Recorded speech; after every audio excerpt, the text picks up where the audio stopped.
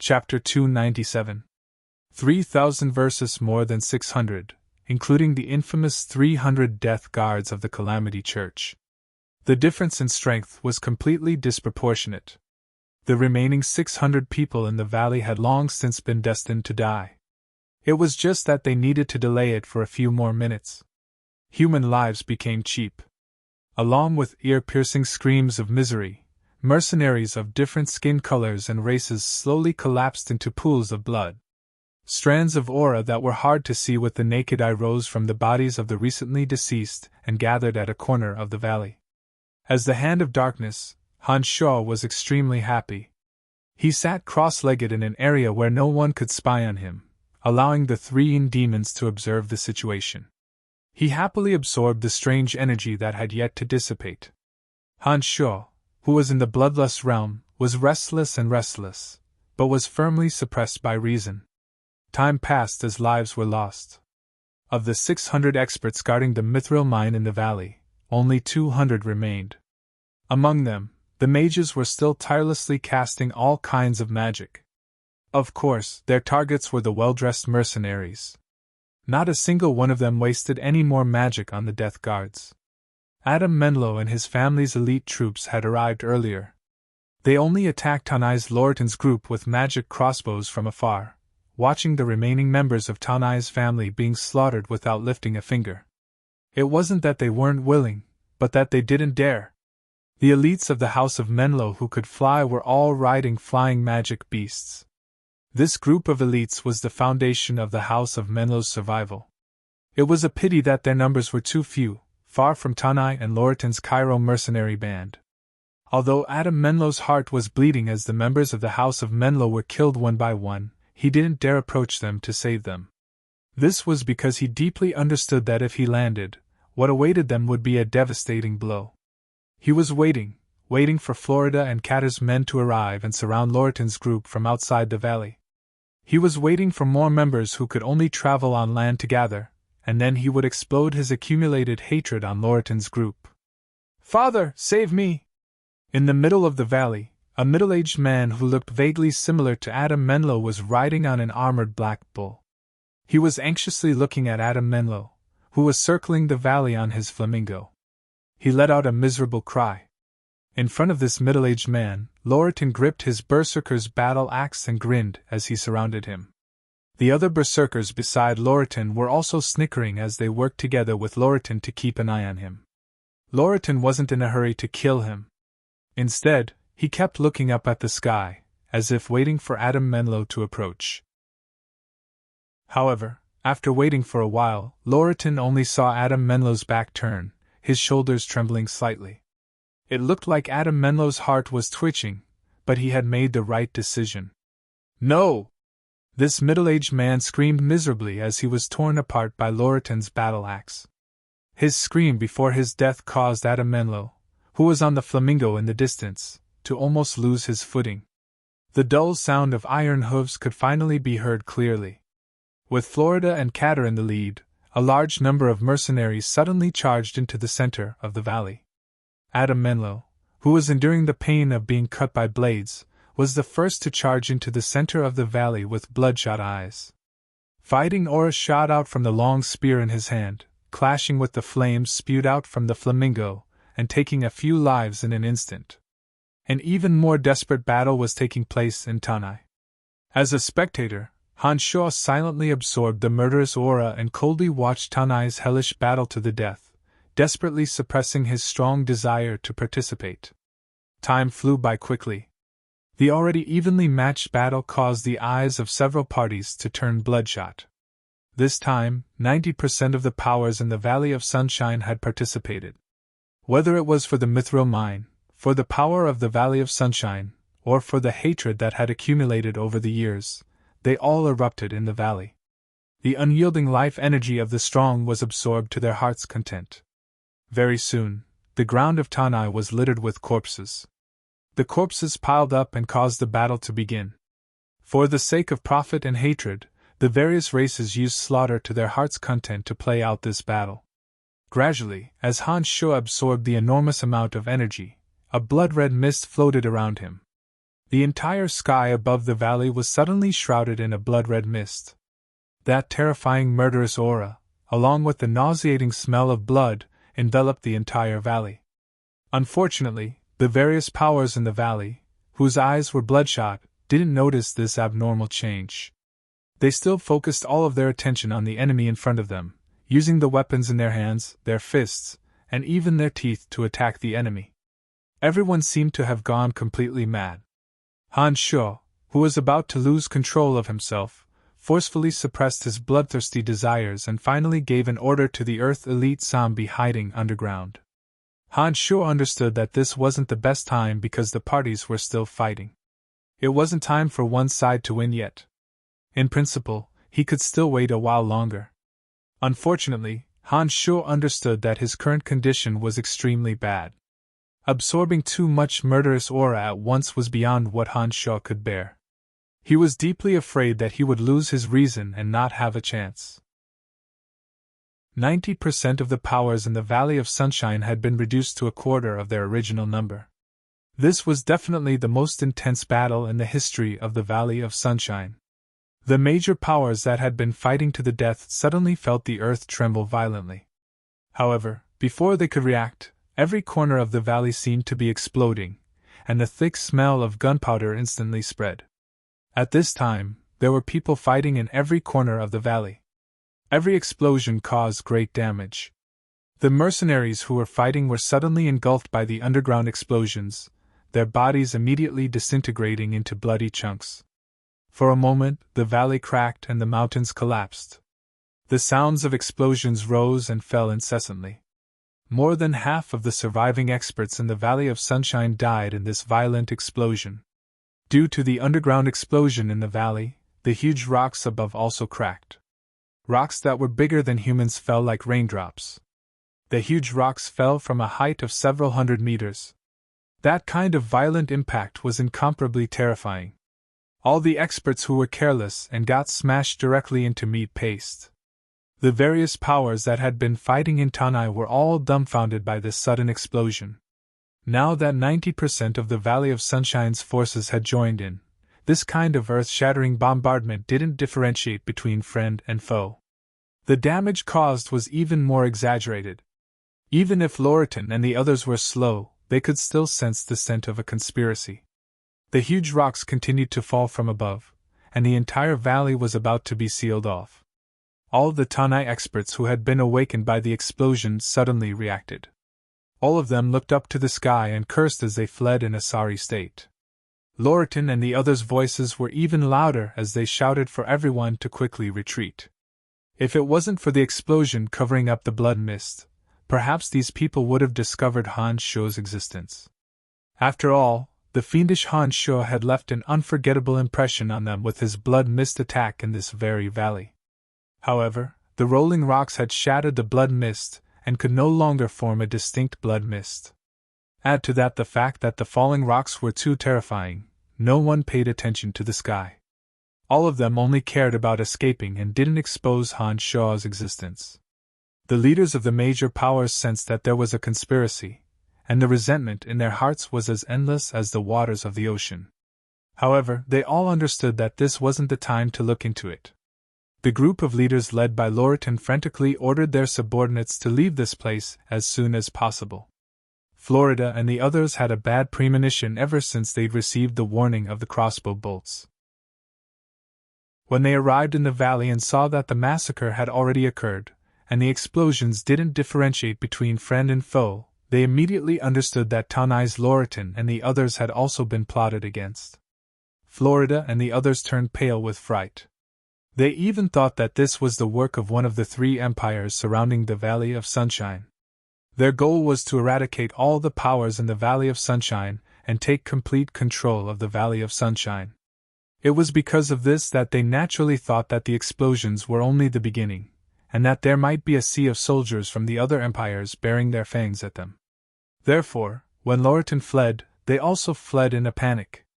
They never would have thought that this conspiracy was the work of one person, and that such a large-scale attack was the work of one person and the miraculous Earth Elite zombie.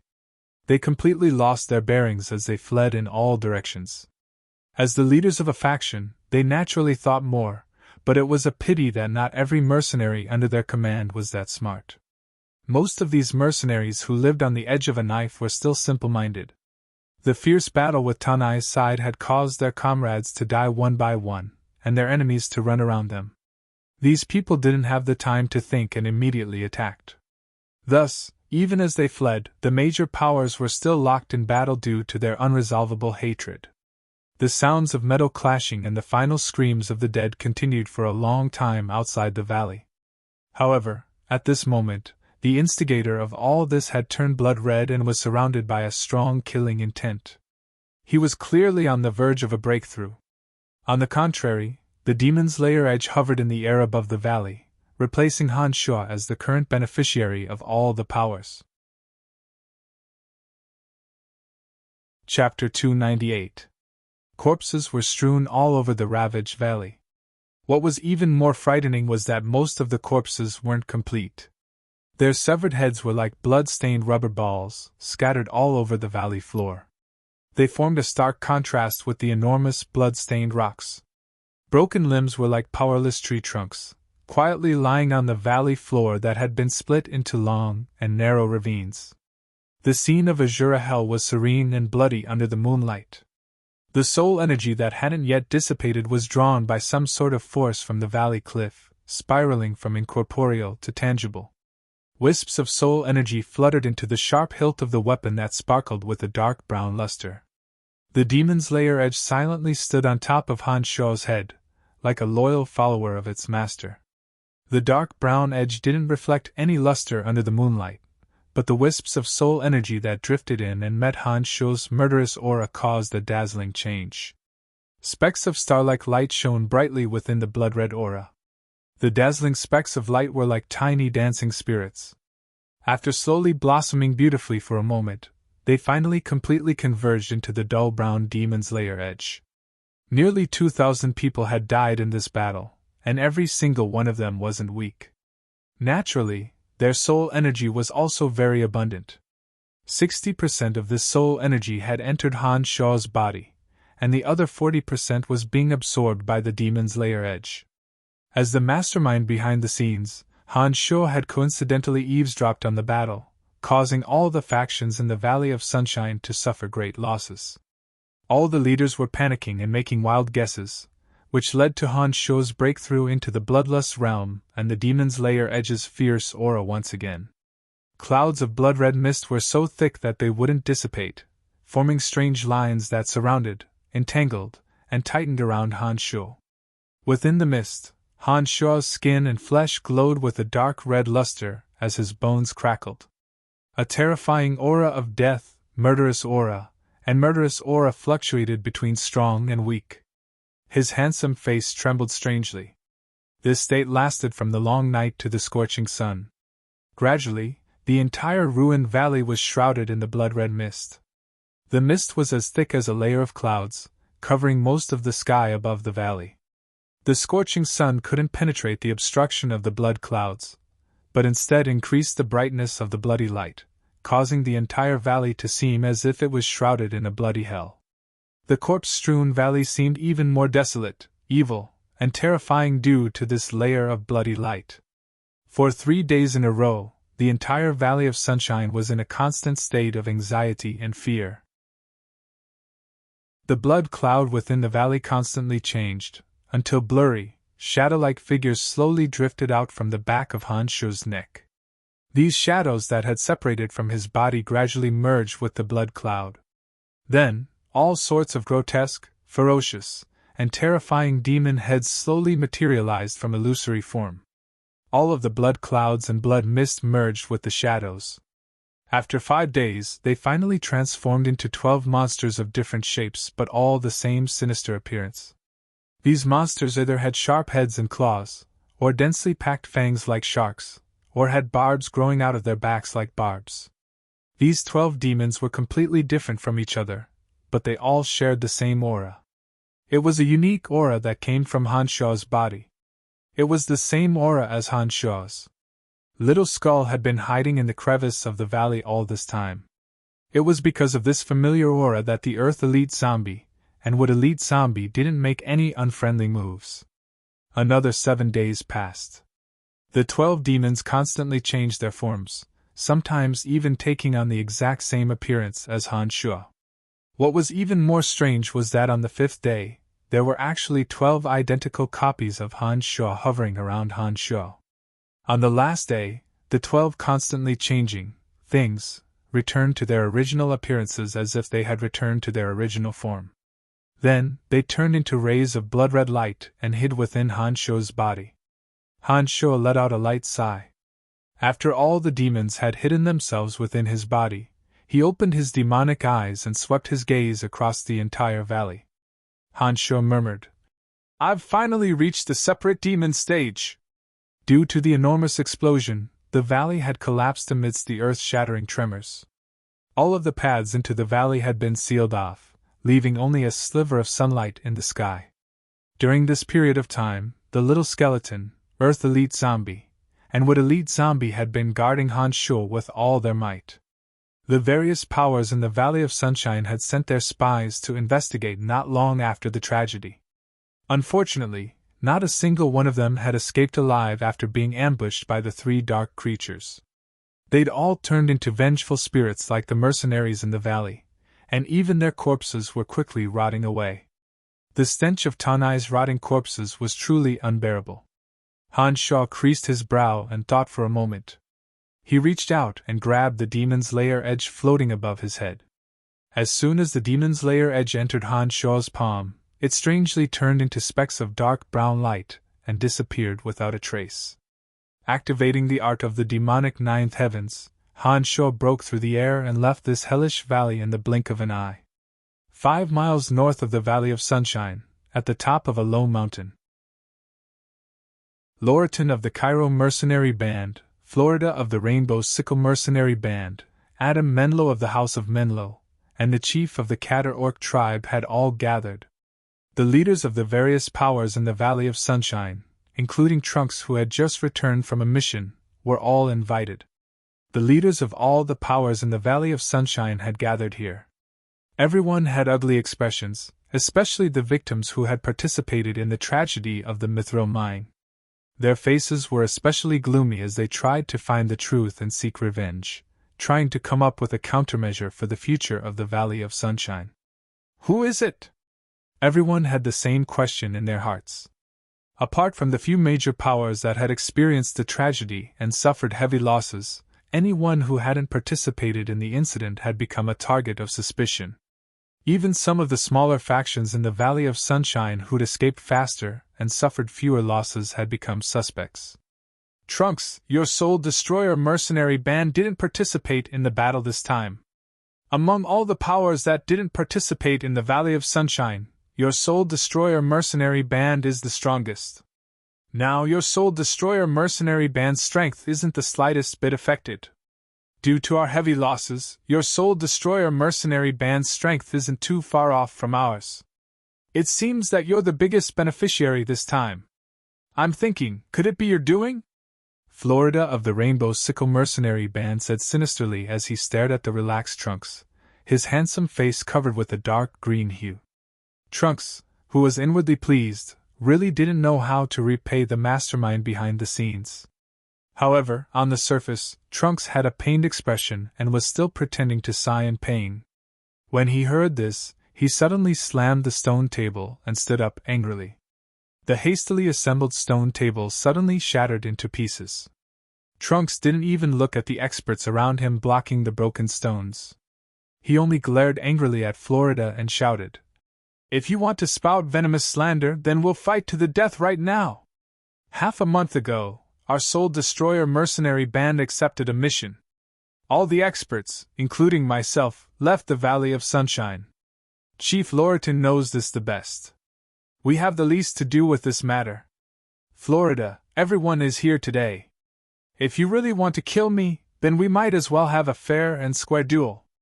There's no need to resort to such underhanded schemes." When Trunks had slammed his palm on the broken stone table just now, a wisp of silver radiance had appeared in his palm. Everyone present was a crafty old fox. They all knew what a silver fighting aura meant to a swordsman. Due to his own efforts and the effects of the rebirth pill, Trunks had already advanced to the Great Sword Master level. All the leaders had to carefully consider whether this palm strike had any other meaning other than a show of force. During this period of time, the Soul Destroyer mercenary band had been able to openly recruit experts in the Valley of Sunshine due to Trunks' previous fame and the foundation of the original Rainbow Sickle mercenary band. They had developed at a high speed in a short period of time.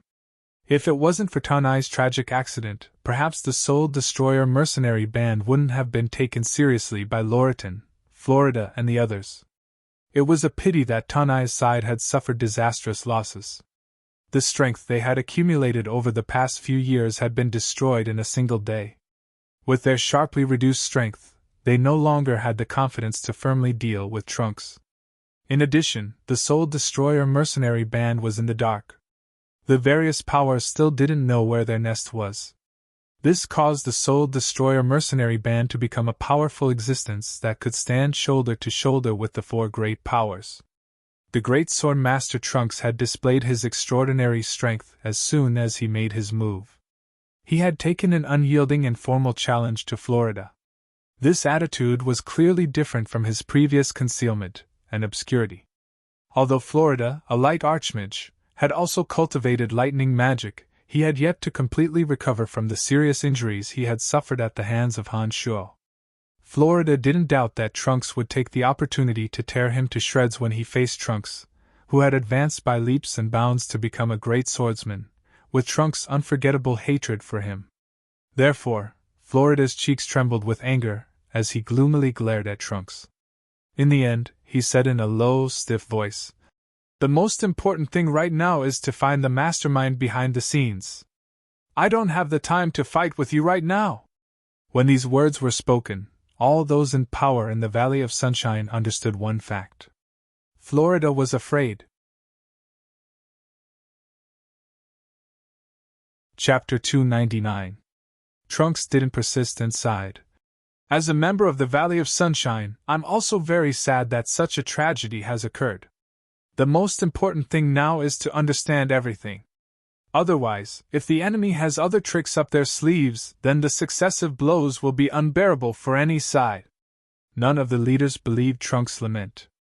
As the leader of the Soul Destroyer mercenary band that was completely unscathed from the great changes in the valley, they definitely wouldn't believe that Trunks wasn't rejoicing in others' misfortune. Of course, at this moment, especially after Trunks had displayed the strength of a great sword master, they naturally wouldn't be so foolish as to provoke him. After an awkward silence, Loriton of the Soul Destroyer mercenary band finally spoke. "I think the murderer's target this time is all the powers in the Valley of Sunshine. The Soul Destroyer mercenary band being able to escape this calamity was completely a fluke. Even the subordinates I sent to the valley after the incident didn't return. This time, our Valley of Sunshine may be facing a huge problem. If it wasn't for the fact that both sides had suffered heavy losses, the various powers that had been engaged in a bloody battle a few days ago would never have such a friendly conversation in a place like this." Florida of the Rainbow Sickle mercenary band shot a rude glance at Loriton, a trace of hatred mixed in his hazy face. He said in a cold voice, "So what do you think we should do?" Taking a deep breath, Loriton seemed to have already thought of an answer. His large bell-like eyes scanned everyone before he finally said in a low voice, "Let's put aside our grudges for now and find the mastermind behind all this. Whoever can figure out the truth first will be the one to take control of the Valley of Sunshine. Do you have any objections?" Loriton, who had always been in control of the Valley of Sunshine, was definitely not a generous person. In fact, Loriton was famous for being petty and mad. Logically speaking, these words shouldn't have come out of his mouth at all. However, the strength of the Cairo mercenary band after the great changes in the valley was far from what it used to be. Although the other three parties had also suffered heavy losses, the Cairo mercenary band wouldn't be able to withstand them even if they relied on the superior terrain of the Valley of Sunshine.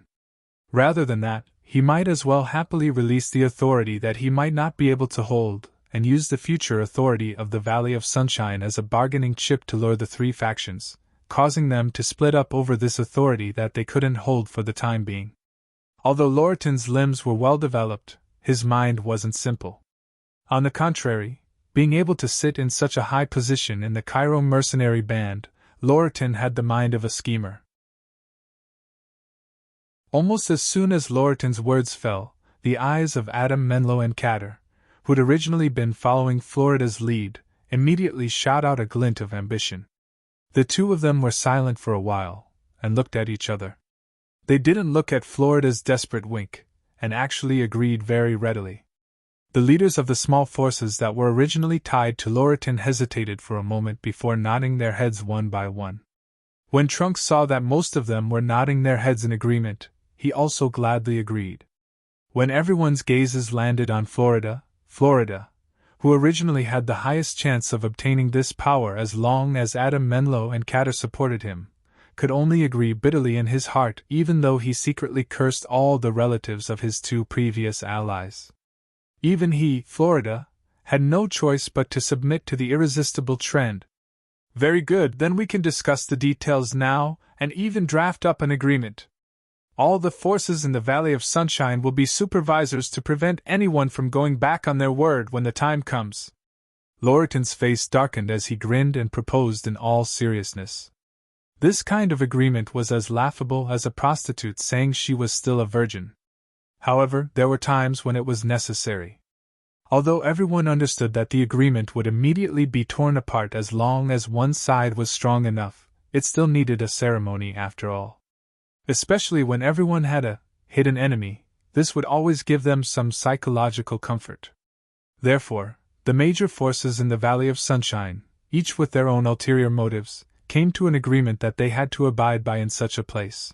All parties would temporarily stop fighting and fully focus on tracking down the mastermind behind the scenes. After learning everything from Trunks, Han Sho gave a strange, non-committal chuckle.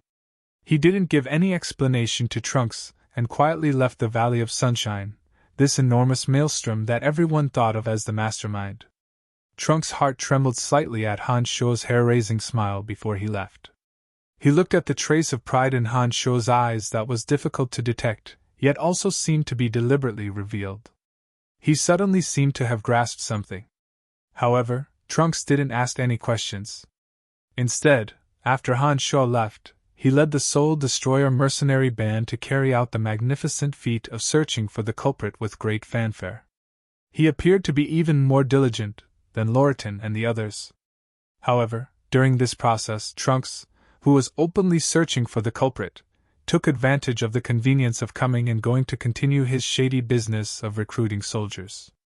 The Soul Destroyer mercenary band, which had ample funds and was gradually becoming famous, actually attracted quite a few strong experts to join them. After leaving the Valley of Sunshine for 7 days, Han Sho returned to Asan City. He gave some instructions to the housekeeper of his mansion, then secretly left through the Dark Mantle's transportation matrix. Bretel City wasn't a solid city. Due to the habitual weakness of the previous city lords when facing the invasion of the 7 Grand Duchies, Bretel City's city guards had become a motley crew. Once a true attack descended, the soldiers, who knew how to preserve their strength, would always flee faster than the civilians. It was precisely because Bretel City was habitually breached that the Lancelot Empire didn't dare to spend a huge amount of money to build a transportation matrix within the city. After all, once the Grand Duchies occupied Bretel City, if there was a transportation matrix within the city that led to other places, no one could guarantee that the invaders of the 7 Grand Duchies wouldn't be able to easily enter the other cities and towns of the Lancelot Empire through the transportation matrix. Bretel City was indeed barren, but the Lancelot Empire also had many rich and prosperous cities. If these invaders really did enter the other cities and towns of the Lancelot Empire in large numbers through the transportation matrix, then no one dared to imagine the damage that could be caused. Therefore, as a city that was almost abandoned, this double-edged sword of the transportation matrix project had always been in a state of limitless shelving. Spring has truly arrived, but it's a pity that the scenery isn't pleasant at all. Han Sho muttered to himself as he sat in a carriage, gazing at the scenery along the way through the open carriage curtain.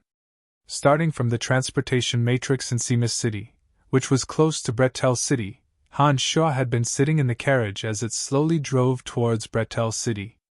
Along the way, beggars wrapped in cloth loitered all over the place. Flies fluttered in the air above the conspicuous corpses on the side of the official road, causing a choking stench to persist. Seamus City was a well-defended and wealthy city in the east of the Lancelot Empire. However, the miserable scene on the road from Seamus City to Bretel City was as different as heaven and earth from the Seamus City he'd just left. During the 3 days of travel, Han Shaw had already discovered more than 10 bandits causing trouble through the Yin demons. These bandits were only local bandits of the Lancelot Empire. They weren't fake bandits like those from the 7 Grand Duchies, who might have regular soldiers disguised as bandits. Even the tenacious Han Shaw couldn't help but be a bit stunned by the various tragic scenes. Along the way, Han Shaw had personally killed no less than 50 beasts in human skin. "Brian, I didn't think that your territory would be this kind of place. The scenery along the way is enough to challenge one's nerves. I think that Bretel City will also make you feel embarrassed." Chester, who was determined to follow Han Shaw no matter what, had given up a good mission led by Emily and willingly acted as a coachman to stick to Han Shaw, insisting on coming to this notoriously chaotic and filthy Bretel City. Chuckling lightly, Han Shaw looked playfully at the courageous Chester and asked, "Chester, why do you insist on following me, even when I've refused?"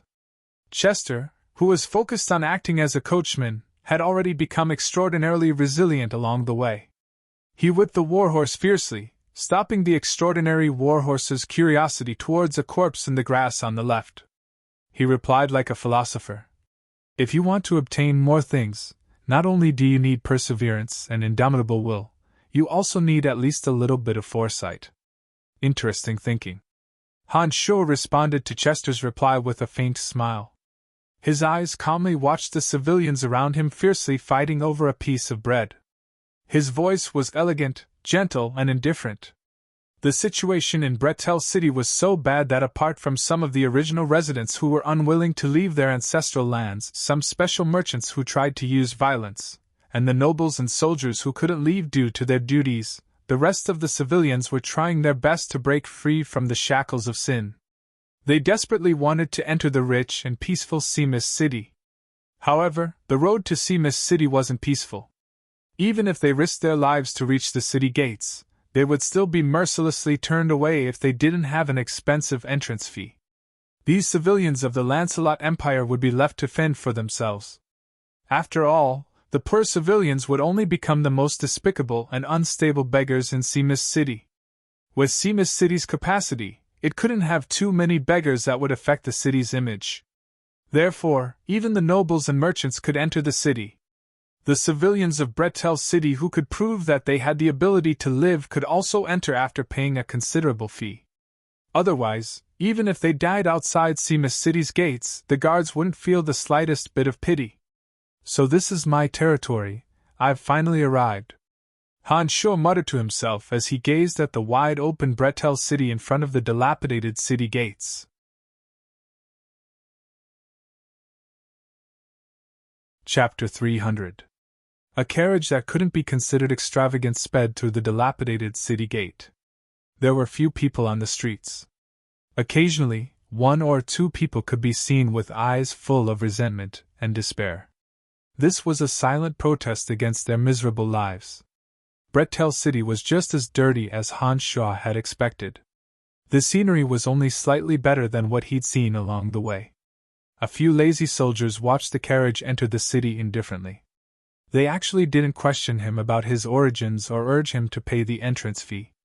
It looked like Bretel City was indeed on the verge of death. "Hey, may I ask where the city lord's mansion is?" Chester pulled on the reins and asked the commoner who looked like a beggar with a smile. The commoner lay lazily under the sun, picking at the fleas on his body. He didn't even raise his head as if he hadn't heard Chester's question. "1 silver coin, where is the city lord's mansion?" Chester, who'd been born in poverty, had a good understanding of the temperament of these poor people. He asked with a smile again. Sure enough, adding a silver coin immediately produced an effect. The beggar who'd just been deaf seemed to smell the alluring scent of gold.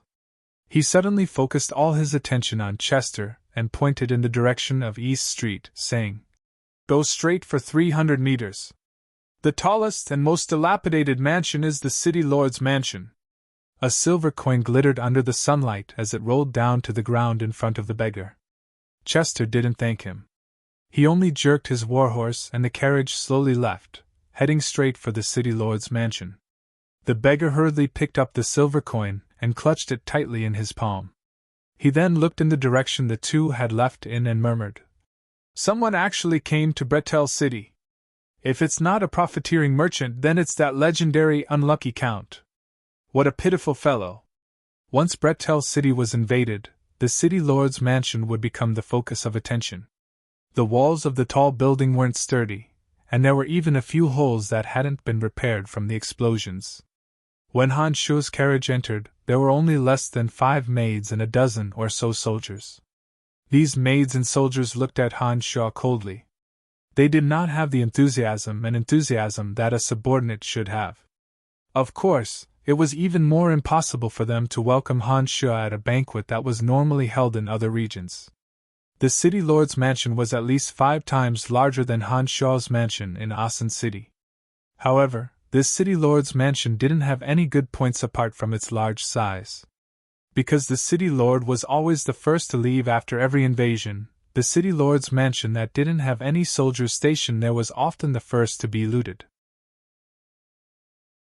Some of the things that the city lord couldn't take away for the time being had been completely obliterated in the repeated attacks. The funny thing was that Han Shuo actually saw a piece of white jade floor being taken away, leaving behind a large square hole in the ground. This allowed Han Shuo to imagine the true situation of Bretel City.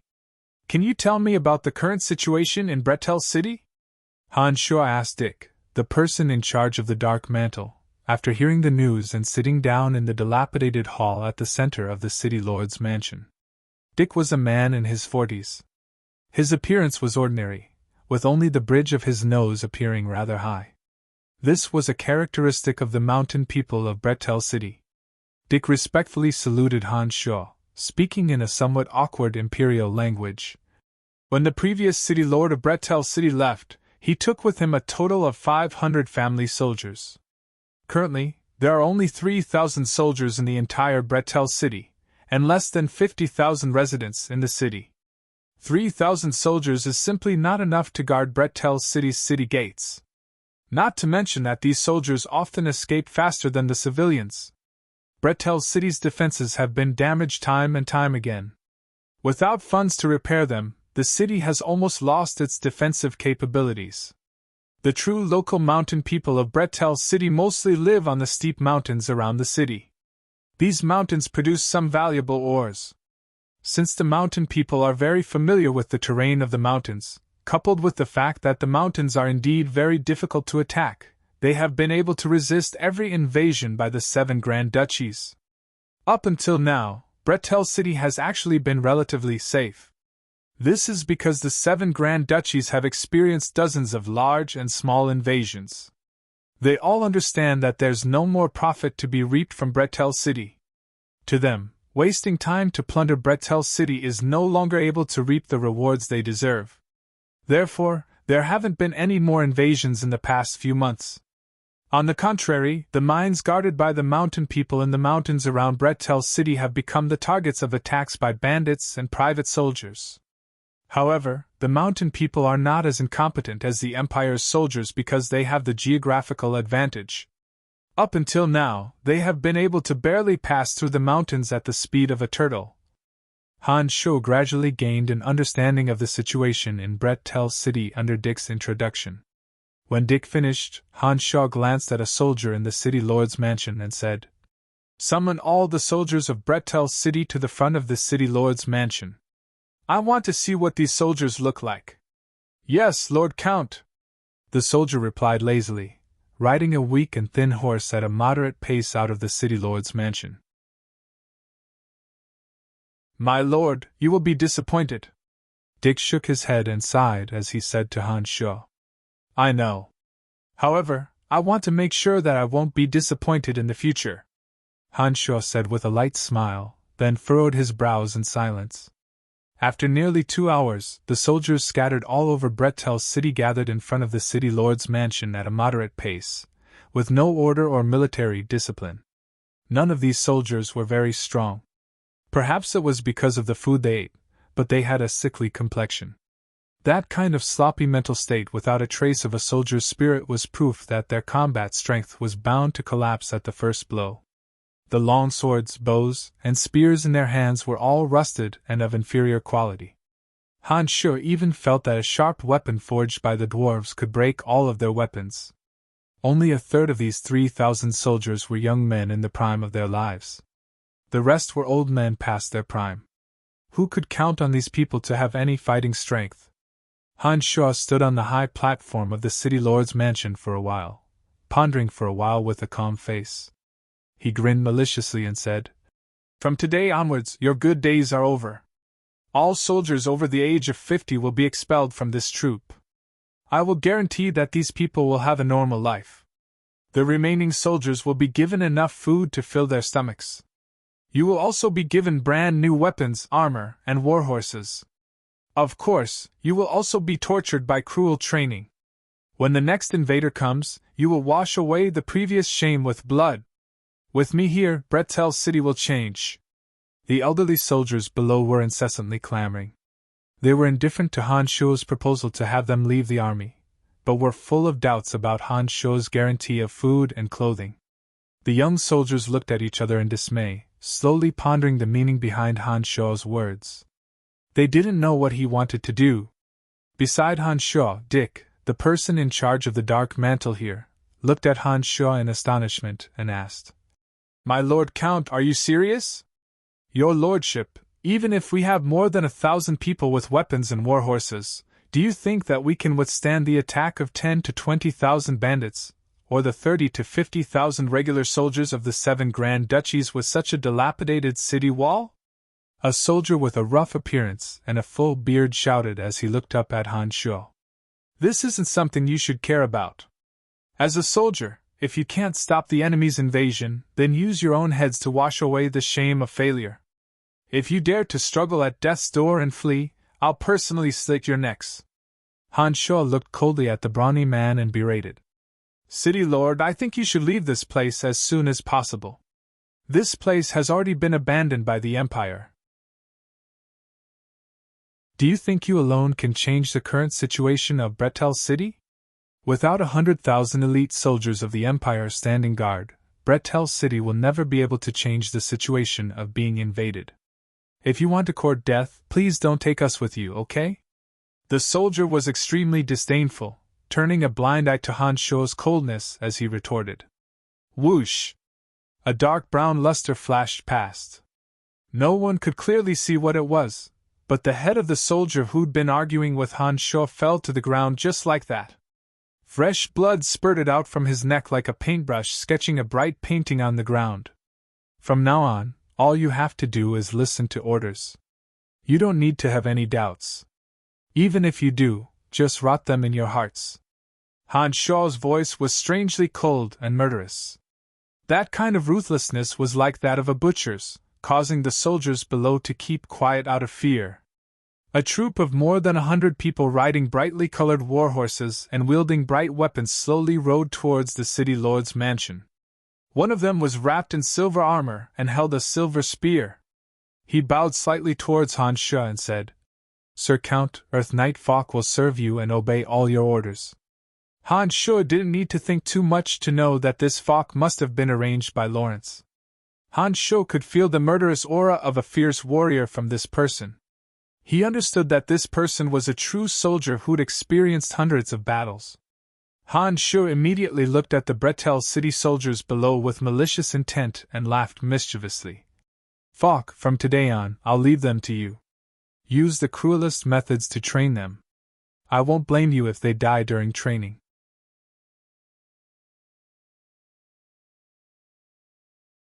Chapter 301. Bretel City had become somewhat different.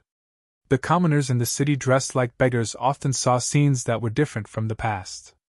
The soldiers who used to live like cowardly worms in Bretel City were now full of vigor, as if possessed by ghosts and gods.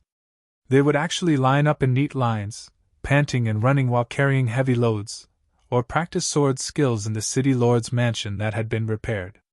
These originally cowardly and incompetent soldiers had a trembling and fearful expression on their faces, but under the ruthless training of a team of silver-armored knights, they gradually gained a bit more backbone. Their originally sallow and emaciated faces also gained a bit more firm lines. These changes happened inadvertently. Not only did the soldiers in the city change, but other places in Bretel's city also had subtle changes. For example, the broken city gates and broken city walls had been repaired by some retired soldiers who had spent a lot of time. The city lord's mansion in particular seemed to have suddenly regained its vitality. The people coming and going were actually a bit disorderly. The commoners of Bretel City, whose hearts were like dead ashes, didn't feel much when they saw these changes. They were used to the city lord being the first to run away, so they didn't feel that these changes would have any effect. On the contrary, they had some malicious guesses that these actions might bring harm to them. The bandits and soldiers of the 7 Grand Duchies, who hadn't visited the city for a few months, might think that there was more profit to be made from the changes in the city. If they were in the mood to come here and plunder again, it would be another miserable experience. Inside the city lord's mansion, Hans Shaw slowly walked out of his secret room one morning. Falk, Dick, and Chester were waiting in the living room. Hans Shaw looked at the three of them and moved his space ring. Shining weapons and bags of food slowly piled up. He looked at Falk and said, "Make full use of these weapons and chariots. You also have to control the food. In addition, from today onwards, as long as it's a young and strong commoner, you can join the army. Apart from a guaranteed food allowance, each person will be temporarily given 1 gold coin each month." As an Earth Rider, Falk naturally had extraordinary abilities since he was able to be arranged by Lawrence. During this period of time, Falk had already killed a few of the soldiers due to the high-intensity training. However, the deaths of these soldiers had an immediate effect. In a short period of time, all the soldiers truly understood the cruelty of training. Not a single one dared to make up the numbers. During the day, Falk madly drilled these soldiers, and at night, he even lectured some high-ranking soldiers on military strategy. Hans Shaw had listened for a few days and felt that he had benefited greatly. He felt that this Falk was indeed a trustworthy officer. Understood. Falk wasn't a person who liked to talk too much. Under normal circumstances, he had an old-fashioned look on his face. He had a straightforward and hot-blooded aura that was ingrained in his bones as a soldier. "Dick, have there been any abnormalities in the vicinity recently?" Hans Shaw asked with a smile as he glanced at Dick, the person in charge of the Dark Mantle's operations here.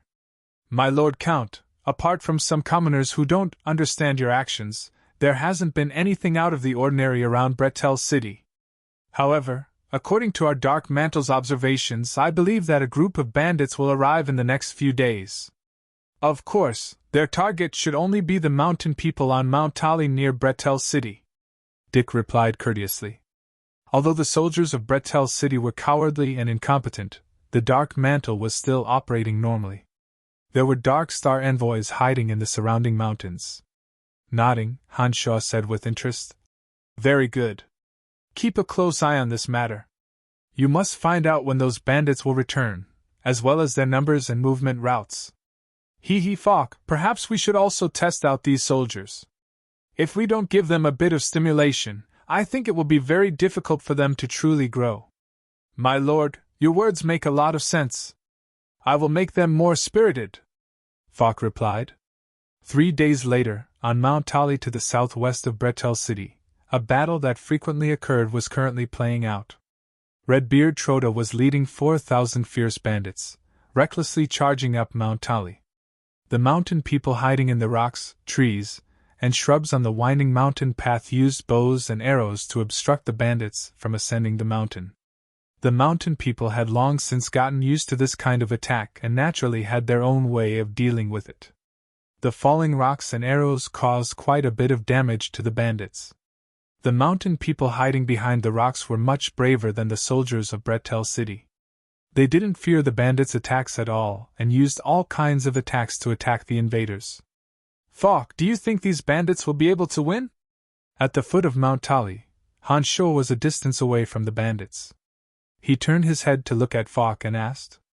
Shaking his head, Falk calmly replied, Impossible. Although Redbeard Troda has more bandits, it's a pity that the mountain people of Mount Tali occupy the terrain. In addition, they've long since gotten used to fighting on the mountain. It's impossible for warhorses to travel on the rugged mountain path, and Troda doesn't have the determination to fight to the death. This battle is destined to be fruitless. Only 100 of the 4,000 fierce bandits have died. Falk, do you think we have any hope of getting rid of them? Han Sho asked again. That's also impossible. The path below Mount Tali is flat, and we don't have any terrain that we can use to our advantage. In addition, these soldiers haven't been trained for long. I don't think they have the courage to face the Redbeard bandits immediately. Not to mention we only have 1,300 people. My lord, this isn't a good idea. Falk was shocked and immediately tried to persuade Han Sho. Unfortunately, Han Sho didn't listen to Falk's advice. He laughed mischievously. Falk, you've forgotten that I'm an Archmage Necromancer. Archmage Necromancers should be most proficient in this kind of large-scale battle. Not to mention, there aren't any outstanding light Archmages among these bandits. I think we can give it a try. Before Falk could stop him again, Han Sho had already walked out with a smile.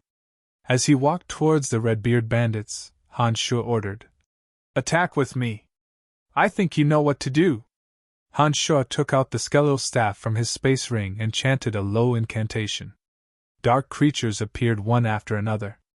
With the existence of the skeletal staff, the power of a summoning spell was doubled. With the 10 evil knights in the lead, 50 hate warriors, 200 zombie warriors, 700 skeletal warriors, and 300 gargoyles were summoned by Han Sho using the skeletal staff and expending a large amount of mental strength. More than 1,200 dark creatures, including the terrifyingly powerful evil knights and hate warriors, as well as the fiercely whistling gargoyles, lined up neatly and marched towards the bandits under the command of Han Sho's skeletal staff.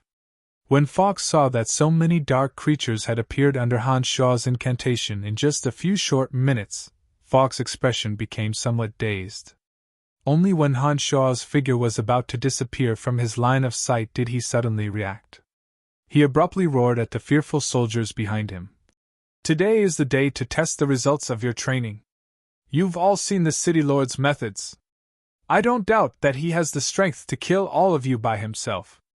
Any coward will meet a miserable end. Therefore, all of you can only listen to my command and attack. When the originally trembling soldiers heard Falk's roar and saw the sinister expression on Han Sho's face as he brandished the skeletal staff, their hearts suddenly turned cold. Courage and fear strangely converged together, and all of them inexplicably gained the courage to fight. They tightly gripped the weapons in their hands, their gazes resolute. They were prepared to not fall into the hands of the City Lord even if they had to die in battle. The little skeleton, whose body was covered in sparkling white bones, rode a peculiar undead creature that was 5 meters long and 3 meters tall. Its body was covered in sharp bone spurs. This creature looked like a giant hedgehog that had been magnified 1,000 times. It dragged a tail that was covered in thorns and thorns. It only had a single grayish-white eye that emitted a deathly stillness. The Earth Elite Zombie and Wood Elite Zombie were each riding a fire-spitting, black-armored warhorse that only evil knights could possess. They stood on either side of Little Skull. The 3 little things were actually even more arrogant than the 10 evil knights. They actually appeared at the very front of the group. What was strange was that the 10 evil knights didn't show any dissatisfaction and obediently followed behind Little Skull and the other 2. "Wah, what's that?" A cowardly bandit at the back suddenly heard a muffled sound behind him. He turned his head and was immediately dumbfounded, screaming out loud. The sullen and irritated Redbeard Troda stood on a rock and roared. When he heard his subordinates' shouts, he immediately cursed. "Stupid pigs, charge up! Boss, behind, look behind you!" The bandit was frightened out of his wits as he pointed anxiously behind him and screamed. Troda raised his head and saw a dark aura of death rush towards him. A dense horde of undead creatures with an icy aura that didn't exist in this world were marching towards them.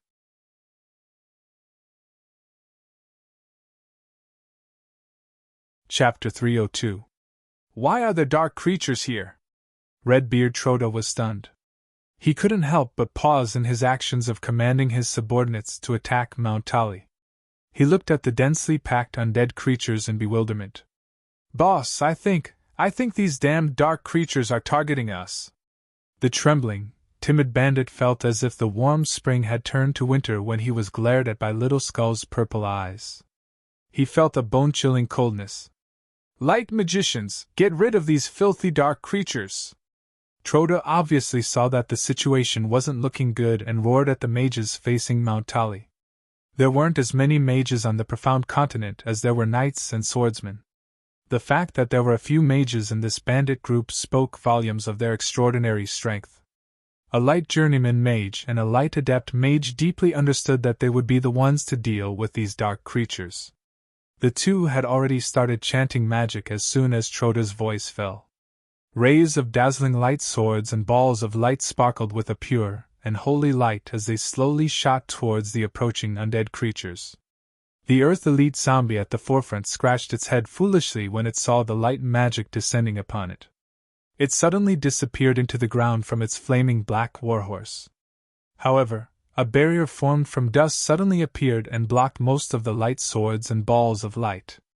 A few light swords and balls of light landed among the dark creatures and purified a few skeletal warriors. It was a pity that there were too few of them. Compared to the sea of dark creatures, this level of light magic didn't have much of an effect. After all, the two light mages weren't light grand magi like Ferguson who could cast glorious splendor of light. Facing the attack of more than 1,000 undead creatures, the scattered specks of light couldn't stop the invasion of the undead army at all, especially when there were the three little skeletons who weren't afraid of light magic. Of course, the dark armor of the high-ranked evil knights was also very effective against light magic. Therefore, the entire army of dark creatures didn't stop even a step under the attack of the light swords and balls of light. They continued to charge majestically towards the bandits led by Redbeard Troda. Stupid pigs, raising you guys is really useless. Troda cursed loudly and pulled out a gleaming, double-edged broadsword from his space ring. He roared at his subordinates behind him. Come, smash these filthy bones! Troda took the lead and charged out. There were at least 3,000 bandits gathered around him.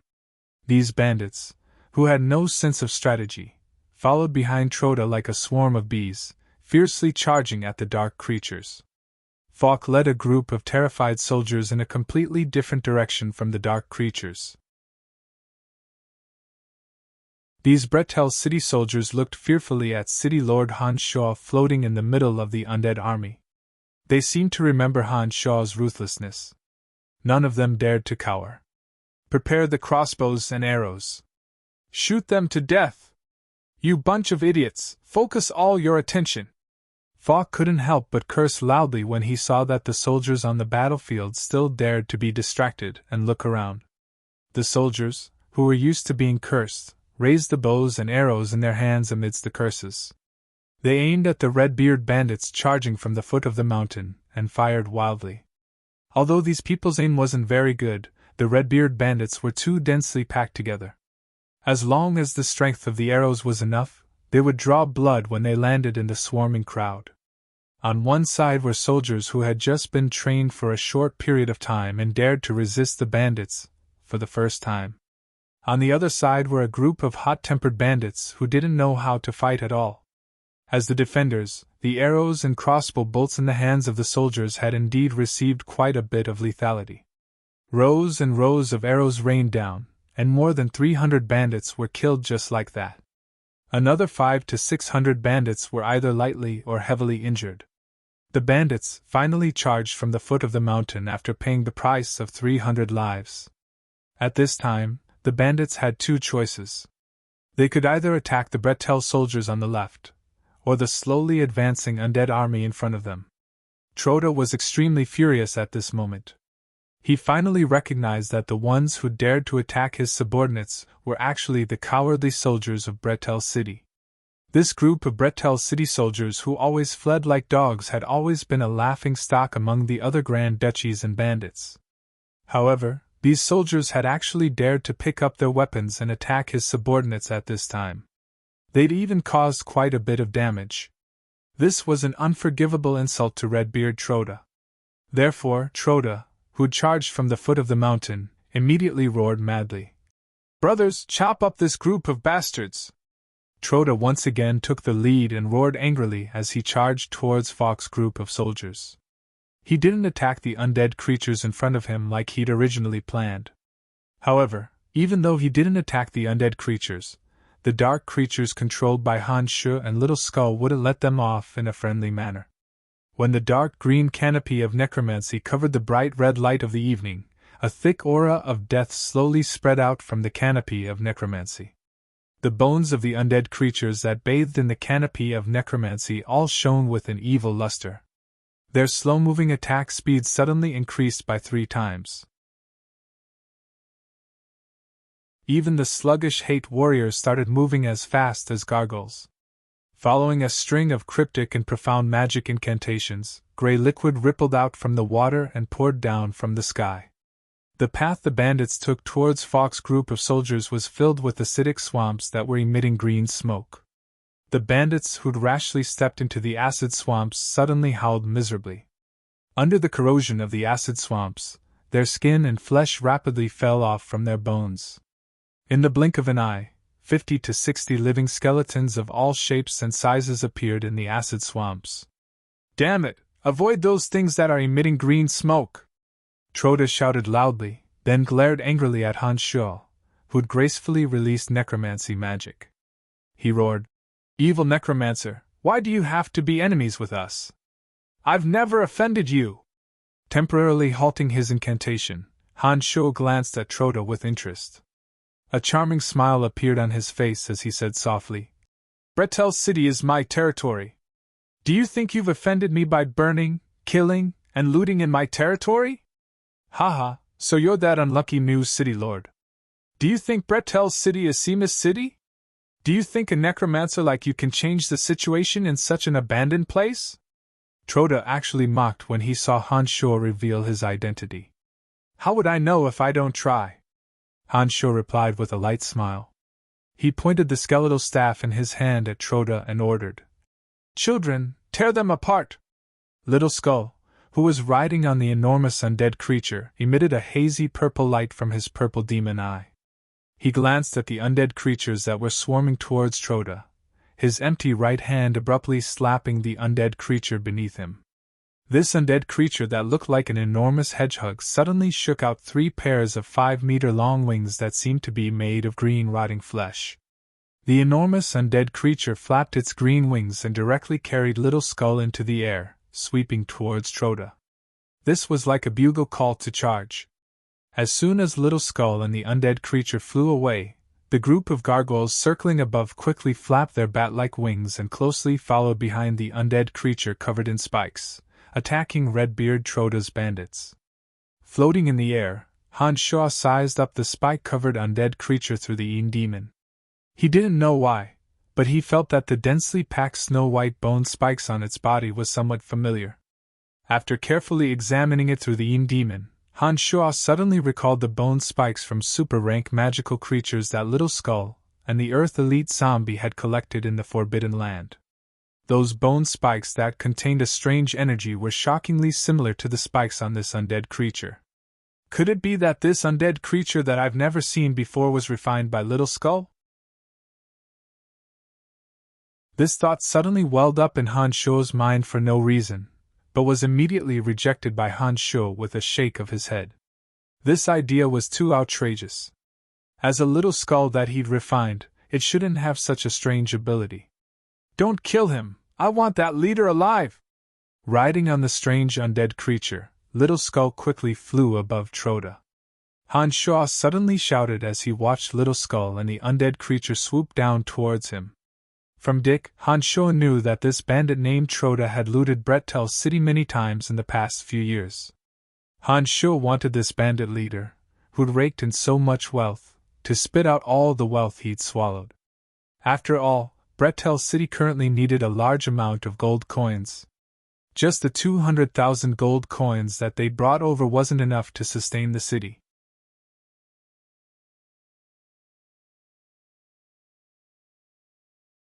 Chapter 303. The undead creature that had been charging towards Troda was patted by Little Skull after Han Sho's shout.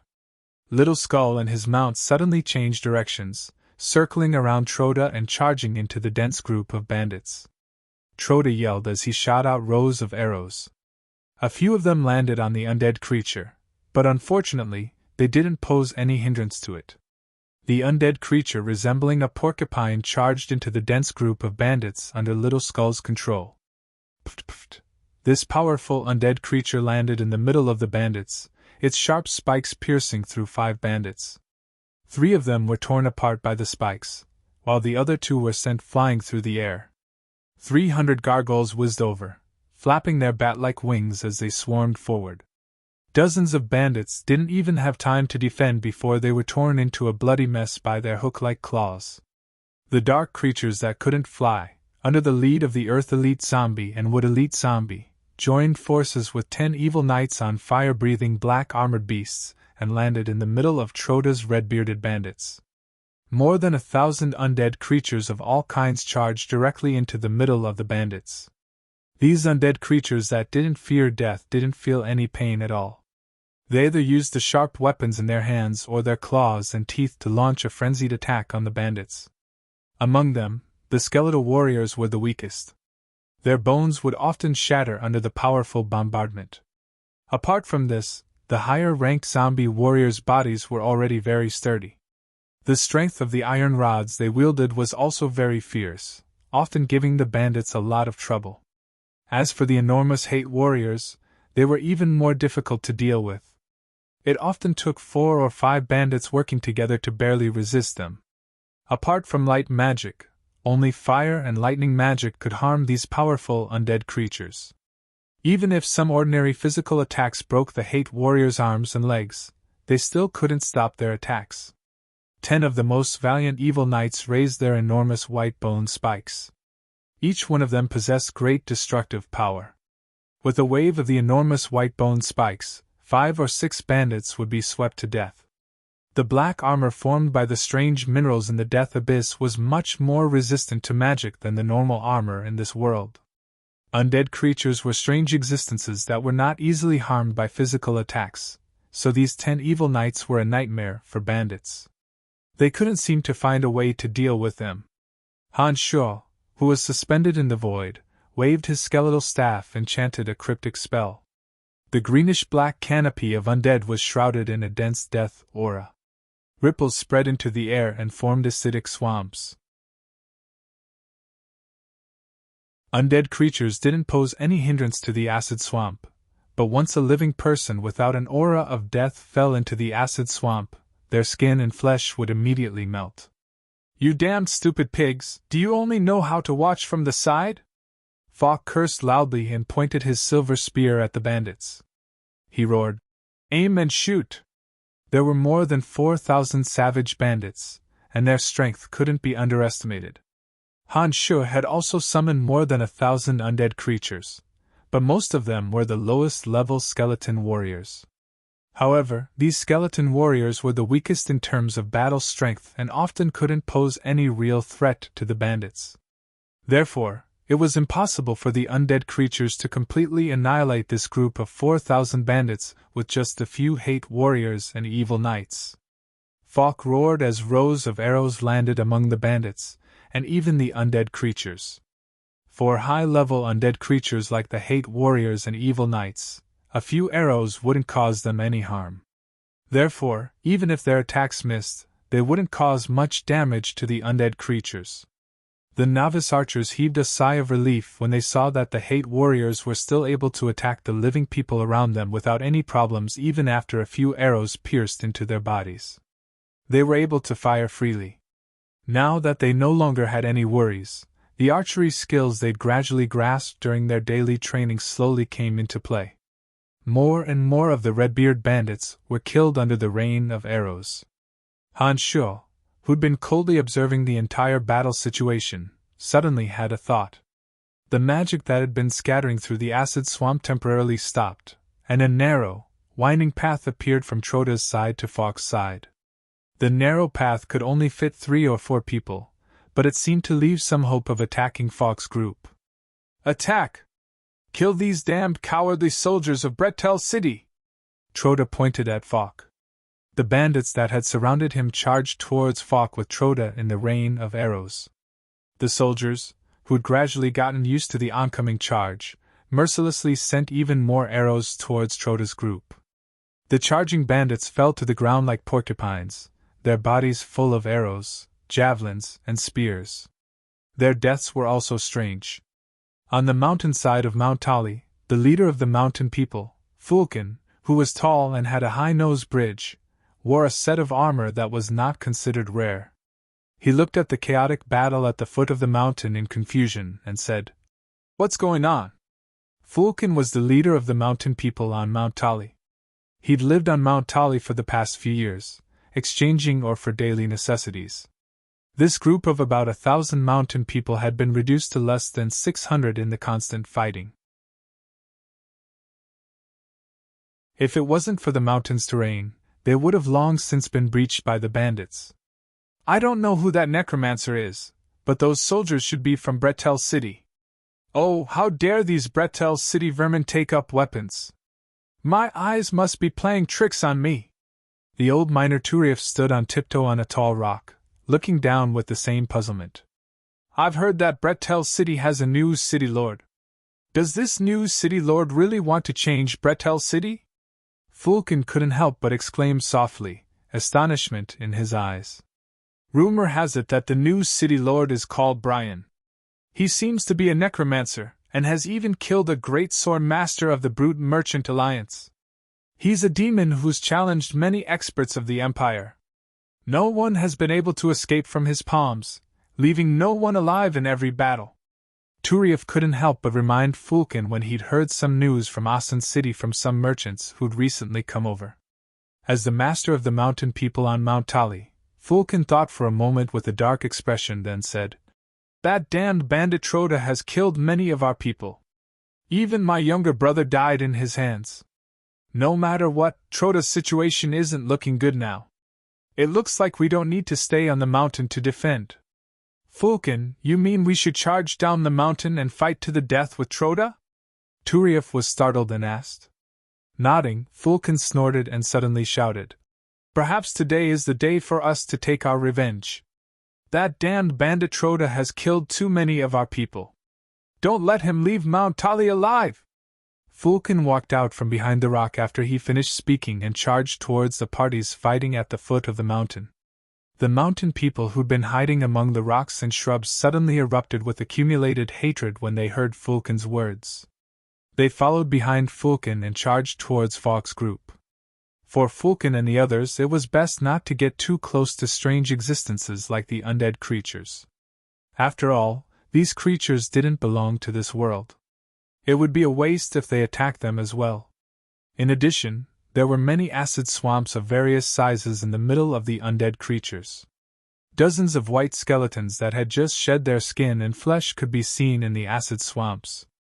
This horrifying scene was extremely shocking to them. They naturally wouldn't want to come to such a dangerous place. Whoosh whoosh. 2 bone spears shot out of nowhere. Troda, who was advancing, suddenly felt pain in his legs. Then, dozens of gargoyles swarmed him. Before he could react, they grabbed him with their iron claws and spiraled him into the sky. "I'm the new city lord of Bretel City.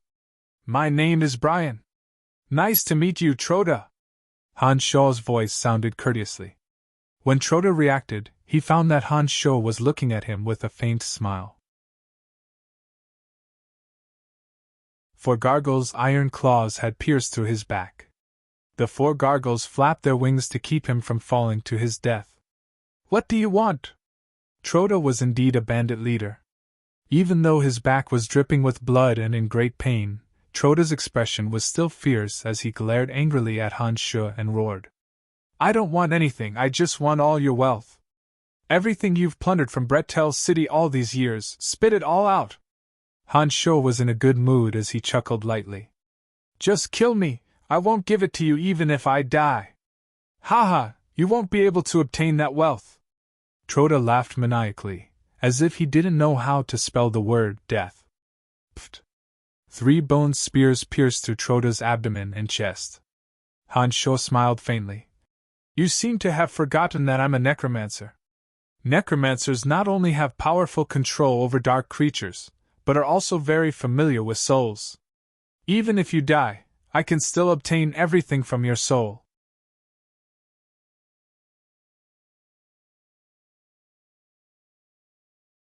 Chapter 304. Boss is dead! A bandit suddenly screamed when he saw Troda being pierced by 3 bone spears.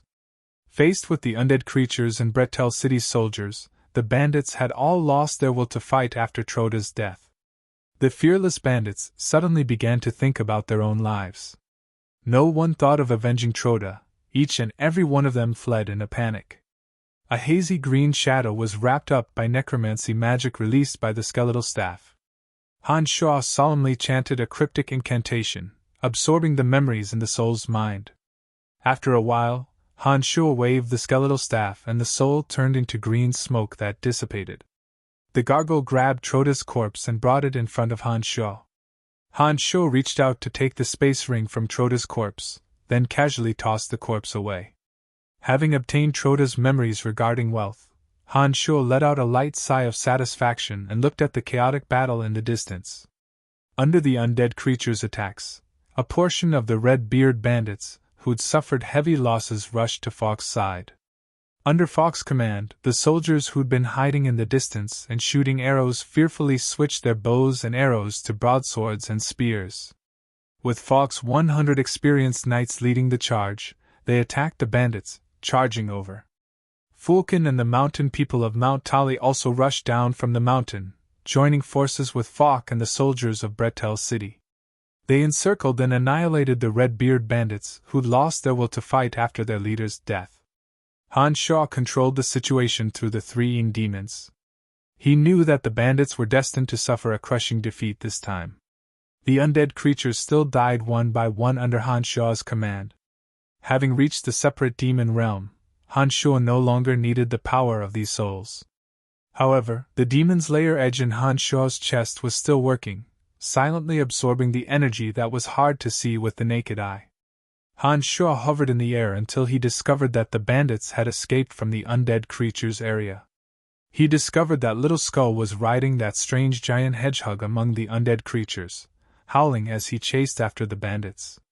The Earth and Wood elite zombies were together with the 10 evil knights, also hunting down the bandits.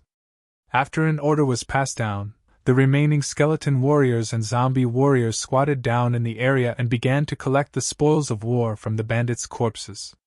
Weapons, leather bags, and even some good clothes were taken out by these competent undead creatures and piled up according to Han Shu's orders. After the bandits had escaped, the canopy of necromancy that hadn't been replenished by Han Shu's mental strength gradually dispersed with the wind. When the sunlight shone down, the corrosive liquid of the acid swamp gradually sank into the ground. The white skeletons that had been maintaining their strange postures cracked and shattered with a loud rumble. The outcome of the battle had been decided, and there were no more surprises. Of the 4,000+ bandits in this battle, over 2,700 had died here. The rest had fled in a sorry state without a trace. All the spoils of war of the dead bandits had been gathered up and handed over to Fawkes for safekeeping. Nearly 200 of the Bretel City recruits who'd participated in this battle had died in the face of the savage bandits' attacks. On the other hand, only 50 of Fulkin's mountain people had died. This was enough to prove that this group of cowardly soldiers had very poor combat ability. Respected Lord Count, thank you for your help. Fulkin arrived in front of Han Shu after the dust had settled and bowed respectfully towards Han Shu. No need to be polite. Mount Tali belongs to Bretel City. As the city lord, I have the responsibility to protect your safety. Han Shuo replied with a smile, then added, I hope this is a good start. Bretel City is also your hometown. I don't think you have to stay in Mount Tali forever. Perhaps we will return to Bretel City, but now isn't the best time. Lord Count will surely understand our concerns. A single battle wouldn't be able to make Fulkin feel at ease. Fulkin definitely wouldn't dare to take the risk before Bretel City displayed its formidable military strength. Nodding, Han Shuo smiled. You will see the changes in Bretel City in the future. All right, today's matter ends here. I still have other matters to take care of. Ignoring Fulkin, Han Shuo walked over to Falk and instructed him to clean up the battlefield. He then left by himself, heading in the direction of Helen Duchy. Han Shuo had already learned the location of the bandit Troda's hidden wealth. Apart from the few crystal cards in his space ring, Troda hadn't sold the rare jewels and ores he'd plundered over the years. Instead, he'd buried them in a barren mountain. Troda had originally been a criminal of Helen Duchy. Due to the succession of Helen Duchy's Grand Duchess Helentina, he'd been pardoned and released. Troda had left the prison and returned to the free world he'd been away from for many years to become a bandit. However, even though Troda had been wreaking havoc all over the place, he still couldn't forget his hometown. He'd hidden his wealth in a barren mountain not far from his hometown. The current Grand Duchess of Helen Duchy, Helentina, was rumored to be an enchanting woman. This woman's methods were exceptional. She'd sat on the position of Grand Duchess under the covetous eyes of many uncles, becoming the de facto ruler of Helen Duchy. None of the uncles who'd fought with her for power had escaped her grasp. They'd all been killed after she'd ascended to the position.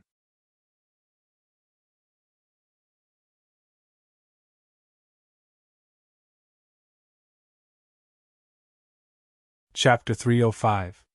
The 7 Grand Duchies were Helentina's Helen Duchy, Alec Ambridge's Bavenden Duchy, Bird Seeley's Bled Duchy, Randy Allad's Bonton Duchy, Benedict Sackville's Narsen Duchy, Algie Kiran's Setman Duchy, and Niam Beja's Bisley Duchy. The total area of the 7 Grand Duchies added up wasn't much smaller than the Lancelot Empire. However, the 7 Grand Duchies were at war with each other all year round, seemingly showing no signs of stopping. Currently, Helen Duchy, Narsen Duchy, Edmund Duchy, and Bonton Duchy were participating in this battle outside of Helen Duchy's borders. Grand Duke Benedict of Narsen Duchy was in the prime of his life and coveted Helen's beauty. In order to win the beauty's heart, he joined forces with Helen Duchy to help her resist the invasion of Edmund Duchy and Bonton Duchy. Benedict coveted Helen's beauty, and had the idea of obtaining all the beauty of the human nation. However, Helen had always adopted a lukewarm attitude towards Benedict Sackville's crazy pursuit. This made Benedict Sackville's heart itch, and he tried his best to curry favor with her. He often led Narsen Duchy's army to lead the charge at Helen's invitation. Helen of the Helen Duchy on the Bald Mountain was wearing a fiery red magic robe.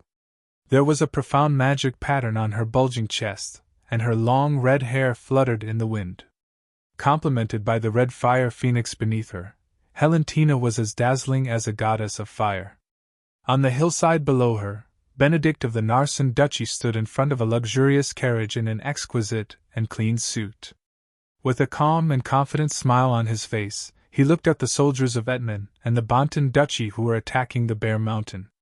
Han Shuo flew above the mountain and glanced at the battle that was in full swing. He thought of the location where Troda's wealth was hidden and was momentarily stunned. It was different from the valley where the mithril mine was produced last time. This bald mountain was made purely from a kind of sturdy limestone. For the Earth Elite Zombie, he could move unimpeded through the soft soil, but the entire bald mountain made of limestone wasn't something he could enter as he pleased. If the Metal Elite Zombie of the place of extreme metal could be refined, the Metal Elite Zombie that could pierce through mountains and split rocks would be able to easily charge in. Unfortunately, the whereabouts of the place of extreme metal had yet to be determined. Naturally, the Metal Elite Zombie had no way of obtaining it. Therefore, as he stared at the unending battle on the Bald Mountain, Han Shuo could only think of other methods. Standing high in the sky and looking down at the Bald Mountain, Han Sho furrowed his brows as he pondered whether or not he should take the opportunity to sneak in.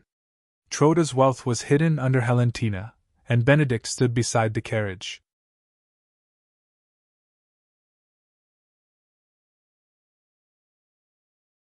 Wearing a fiery red magic robe, Helentina flew towards the back of the mountain like a raging inferno.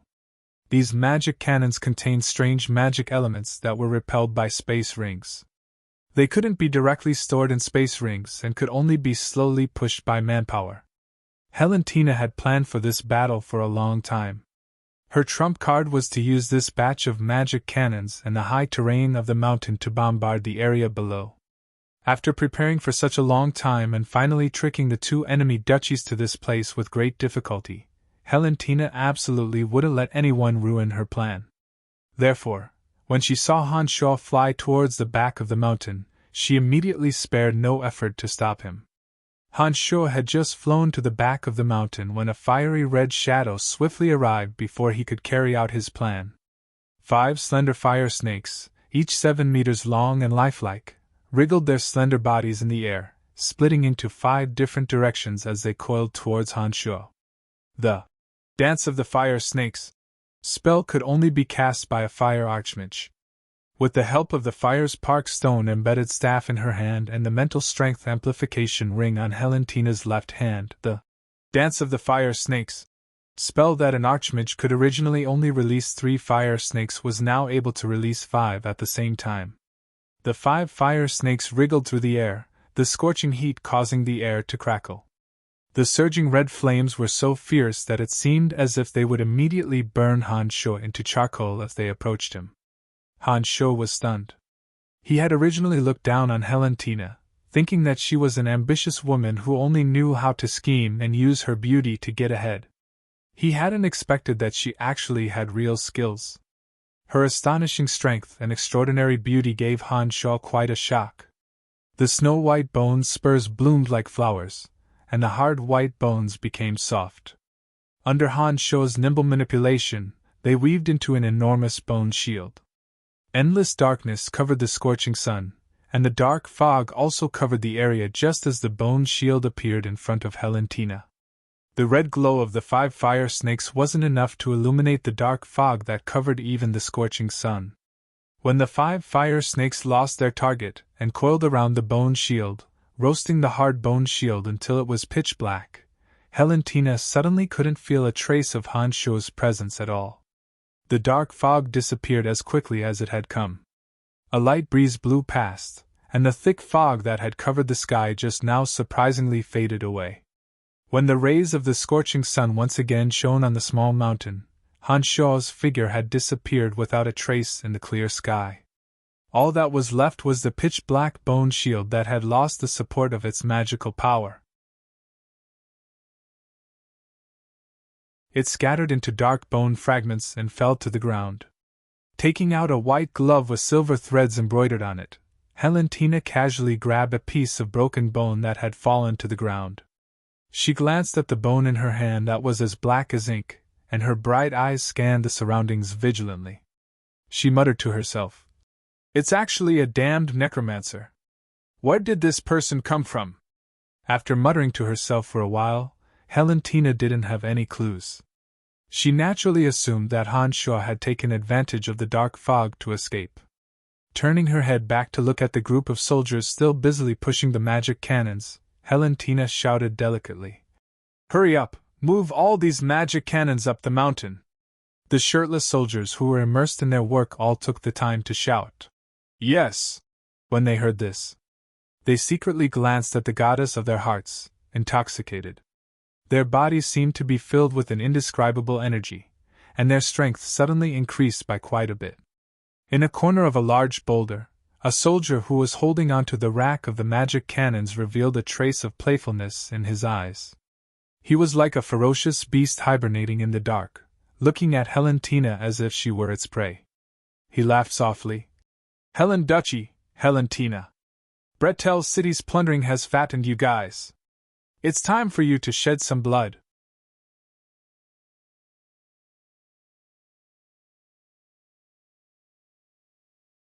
Chapter 306.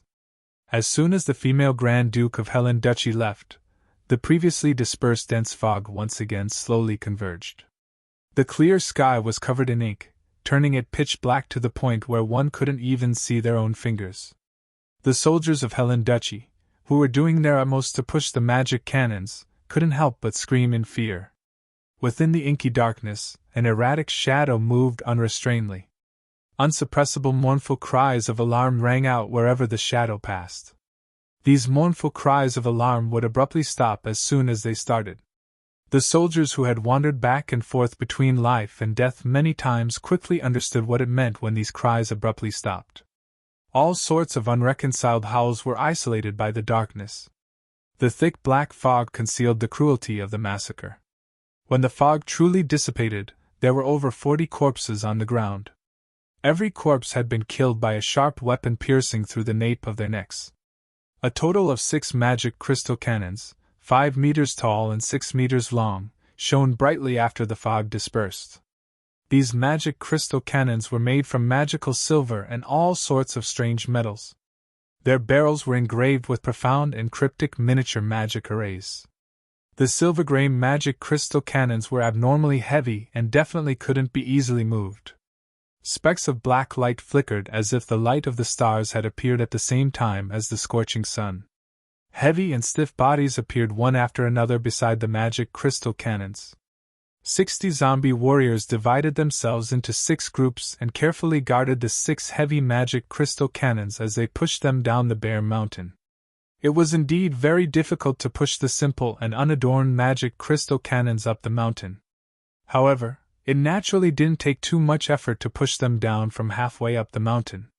The 6 magic crystal cannons that had been pushed up the mountain with great difficulty by the Helen Empire's soldiers didn't even take a tenth of the time it took for the 60 zombie warriors to push them down to the foot of the mountain. Of course, these incomparably large and expensive magic crystal cannons weren't only guarded by a few dozen laborers. Only a few soldiers in charge of guarding the cannons were still shrouded in the dark fog and hadn't walked out. At the foot of the mountain, the 1,000 or so soldiers who had painstakingly delivered the magic crystal cannons from the Helen Duchy immediately realized that there was a problem when they saw the magic crystal cannons that had just been pushed up quickly slide down. The ones pushing the cannons weren't their own soldiers either. Before the 1,000-odd soldiers could react, the ground at the foot of the mountain suddenly split open. Along with a rumbling sound, a total of 6 extremely expensive magic crystal cannons rolled into the suddenly split open ravine one after another. The deep crevice was so long and deep that even after the 6 magic crystal cannons fell into it, they didn't make any muffled sounds.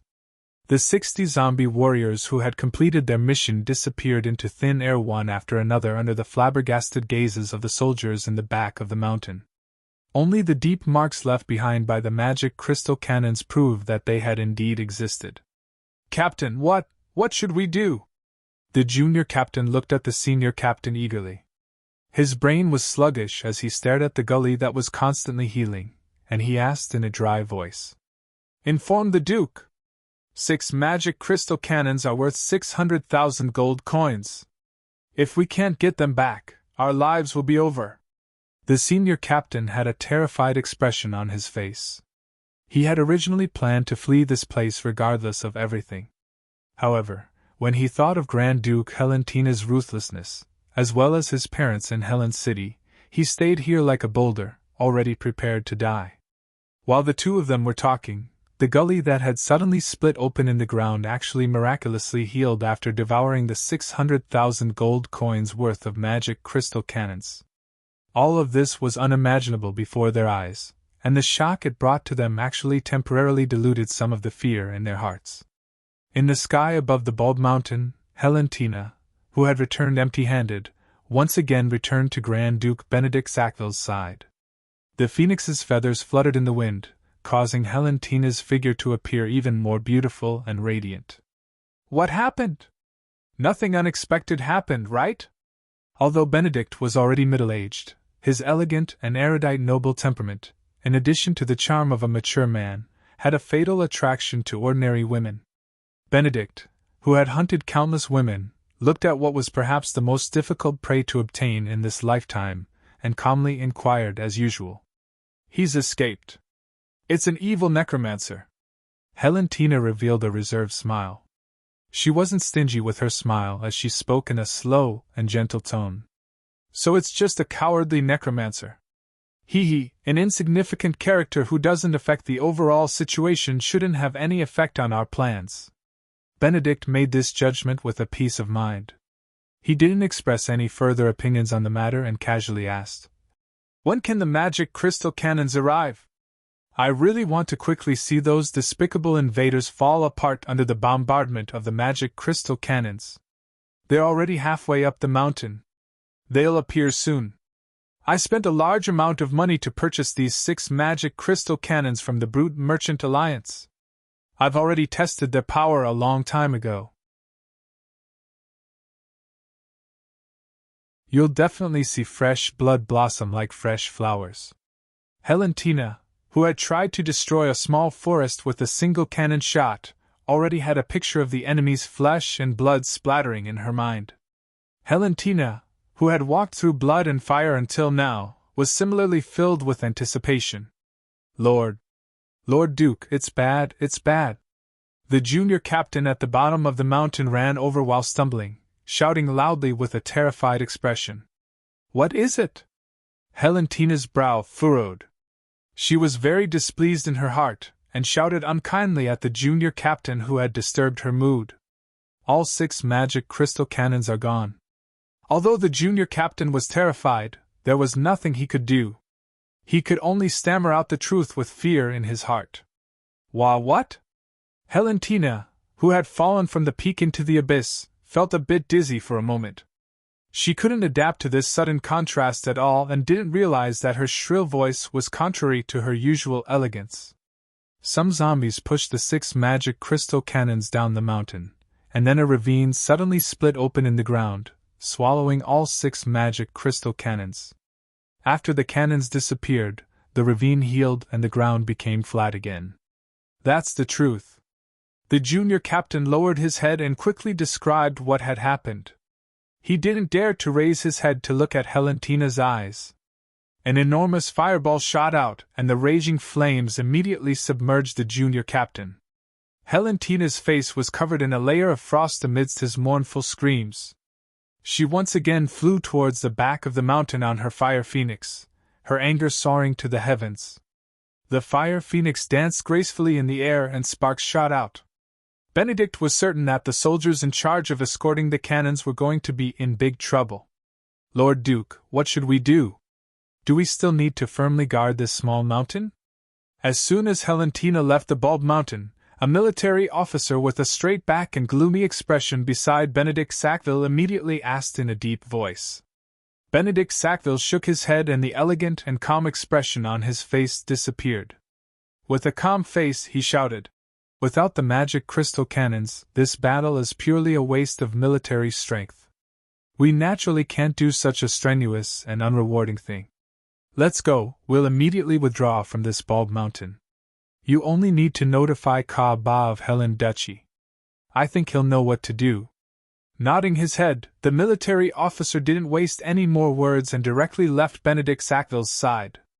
He continuously issued orders to the high-ranking officers under him to retreat. Benedict Sackville was indeed pursuing Helentina. However, Benedict Sackville had the wonderful idea of swallowing up the entire Helen Duchy. In essence, Benedict Sackville was still a duke who only cared about profit. He wouldn't waste his own strength for the sake of his pursuits. When Narsen Duchy's army was ordered to retreat, the soldiers of Helen Duchy that Helentina had left seemed to realize that the situation was anything but reassuring. After some negotiations, Ka-Ba, the commander of Helen Duchy's army, cleanly issued the order to retreat. Under the rain of arrows, the soldiers of Narsen Duchy and Helen Duchy that were defending the valley quickly dispersed like a tide. The battle that was in full swing dissipated just as quickly as it started. The battle stopped after 3,000 corpses were left on the Bulb Mountain and at the foot of the mountain. The 2 opposing duchies, who had waited for the soldiers of Helen Duchy to leave the city with great difficulty, saw these people neatly withdraw from the mountain. Under the command of their leaders, they circled around the mountain and chased after the Narsen and Helen Duchy. Apart from the corpses all over the ground, there were only 300 soldiers from Etman and Banten Duchy who were cleaning up the battlefield and collecting the remaining supplies. Half an hour passed in the blink of an eye, and the majority of the troops had left the Bald Mountain. The 300 soldiers who were cleaning up the battlefield suddenly felt as if the day had turned into night. The sky was covered by a thick layer of dark green clouds. The remaining soldiers who were collecting supplies from the corpses looked up at the dark green clouds in the sky, full of doubt. All the weapons and armor had been gathered into 5 large piles. The 300 soldiers who had just completed their mission suddenly discovered in horror that the bodies of the soldiers who had just died were slowly wriggling within the dark green clouds of death. They stood up in grotesque shapes. 3,000 corpses were scattered in all directions. Once they all stood up, they immediately surrounded the 300 soldiers who were cleaning up the battlefield. Under the effects of the necromancy demons, the 3,000 corpses didn't take long to transform the 300 soldiers into existences similar to themselves. Under the control of Han Shuo's evil power, the 3,000 zombies that had been resurrected with sluggish expressions lined up neatly and headed in the direction of Helen Duchy. As the spellcaster, Han Shuo arrived at the place where Benedict Sackville had just been. Using Troda's memories, he successfully entered the underground and obtained the inheritance that Troda had prepared for his mistress and child.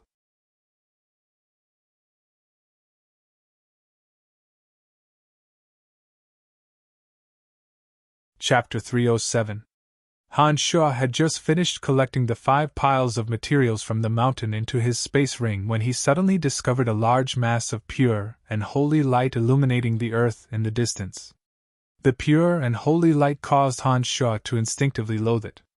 Wisps of light smoke rose from the light and dissipated between heaven and earth. After collecting all the valuable items on the mountain, Han Shuo raised his head and gazed into the distance. He discovered that the 3,000 zombies that had majestically marched towards Helen Duchy had turned into ashes after being bathed in the pure and holy light.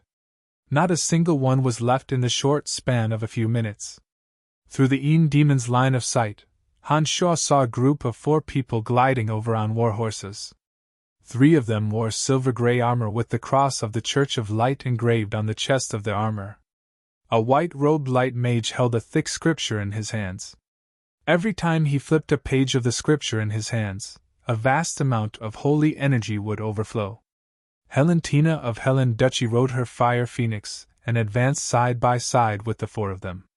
Her pretty face was filled with anger and a biting cold killing intent as they rapidly approached the mountain. A Een demon that had come to spy on them was planning to get a closer look at them. The white-robed light mage holding the scripture seemed to have sensed it. His wise and bright eyes stared in the direction of the Een demon as he flipped another page of the scripture in his hands. A beam of white light suddenly shot out from the page of the scripture and struck the invisible Een demon in an instant. When the beam of white light hit the Een demon that Han Shuo had spent a lot of materials to refine was wrapped up by a strange energy and turned into ashes in an instant. Even the soul imprint that Han Shuo had planted in it no longer existed. A slender eye opened in the sky above Han Shuo. The white-robed light mage in the distance suddenly closed the scripture. His eyes seemed to pass through layers of obstacles and directly fell on Han Shuo's body. He said in a peaceful voice, "He's on the mountain." The 3 Templars raised their horses, which were also wearing silver armor. Their horses suddenly sped up and flew toward the Bald Mountain. The white-clothed light mage leisurely abandoned his horse and slowly floated up. He was even faster than the 3 Templars on their horses. Helentina, who had been flying at a low altitude on the Fire Phoenix, shouted when she heard this, and the Fire Phoenix immediately soared into the sky. A ball of fiery red light streaked across the sky, arriving above the Bald Mountain in a few breaths. The annihilation of a Een demon not only aroused Han Shuo's anger, but also made Han Shuo realize how terrifying the strength of the people from the Church of Light was. Especially the light mage with the scripture in his hand. he had destroyed Han Shuo's demon with just a wave of his hand. His entire person and the scripture were very mysterious, causing Han Shuo to be on guard. With Han Shuo's high speed and the Earth Elite Zombie's invisibility, Han Shuo wasn't worried that he wouldn't be able to escape. Therefore, when he saw the eye of the sky appear above his head, Han Shuo didn't choose to retreat. At the very least, he wanted to meet the light mage who had destroyed his demon and see the situation before deciding if he needed to retreat. The magically condensed eye of the sky above his head required an unending supply of mental strength from its caster. When the light mage discovered that Han Shuo was standing motionless in his original spot, he immediately withdrew the eye of the sky, no longer providing it with a large amount of mental strength. Helentina, who was wearing a fiery red magic robe and riding a fire phoenix, landed in front of Han Shuo like a flame under the gorgeous sunlight. Helentina was about 27 or 20 years old, her gentle and beautiful face covered in frost. She coldly stared at Han Shuo from atop the fire phoenix and said, "Hand over the 6 magic crystal cannons immediately." With a calm and natural expression, Han Shuo raised his head to look at Helentina. He curled his lips and lightly laughed, saying, "This is only a little interest that your Helen Duchy has to pay. Remember, the 6 magic crystal cannons are only the beginning. I will make you spit out the things you've plundered all these years, bit by bit." "Who are you?" Helentina was first angry when she heard this, but then she seemed to recall something and began to interrogate Han Shuo about his identity and origins. "Heh, you'll know soon enough," Han Shuo casually replied and didn't continue to look at her. He placed all his attention on the light mage who had already arrived. "Please come with us to the Church of Light. As long as you are able to recognize your sins, the God of Light will forgive your recklessness and ignorance." Red-robed Archbishop Koss looked at him calmly, as if he was the host inviting a guest. Koss and Ferguson were both Grand Magi. However, apart from light magic, Koss also cultivated wind magic. In addition, he held the Church of Light's divine artifact, Revelation. He could borrow divine power through the Revelation in his hands. His strength was much higher than Light Grand Magus Ferguson's by a large margin. Koss, who was only 45 years old, was able to hold the position of a Red Archbishop. This showed that Koss was absolutely not an ordinary person. Above a Red Archbishop was the Light Pope, the emissary of God of Light in the human world. As the youngest Red Archbishop, Koss had a very high chance of becoming the next Light Pope. "I'm sorry, I don't have the time," Han Shuo bluntly refused as he looked at Koss indifferently. The 3 Templars finally arrived. The road on the bare mountain wasn't too rugged, so they hurried over with their horses. Standing on top of the mountain, Han Shuo gazed into the distance, and discovered a group of a few dozen knights in silver armor slowly appearing in the distance. It seemed that Koss's group of 4 had abandoned those people and gone ahead of them. "My lord, there's nothing to say to this heathen. He brutally killed Lord Ferguson. Such a sin should be burned to death by the karmic fire." One of the Templars coldly glanced at Han Shuo and suggested to Koss. The Templars were a group of fanatics who completely dedicated their faith to the God of Light. The Templars themselves possessed extraordinary strength. Only when the God of Light recognized their existence and bestowed blessings upon them would they have the qualifications to become Templars. According to the firmness of these Templars' faith and their own efforts, each blessed Templar would receive a different divine blessing. The strength of the Temple Knights could be distinguished by the amount of godly blessing they received. The Temple Knights who only received a little bit of godly blessing would have the symbol of the Holy Grail on their chest armor. Those who received less godly blessing would have the symbol of an olive branch.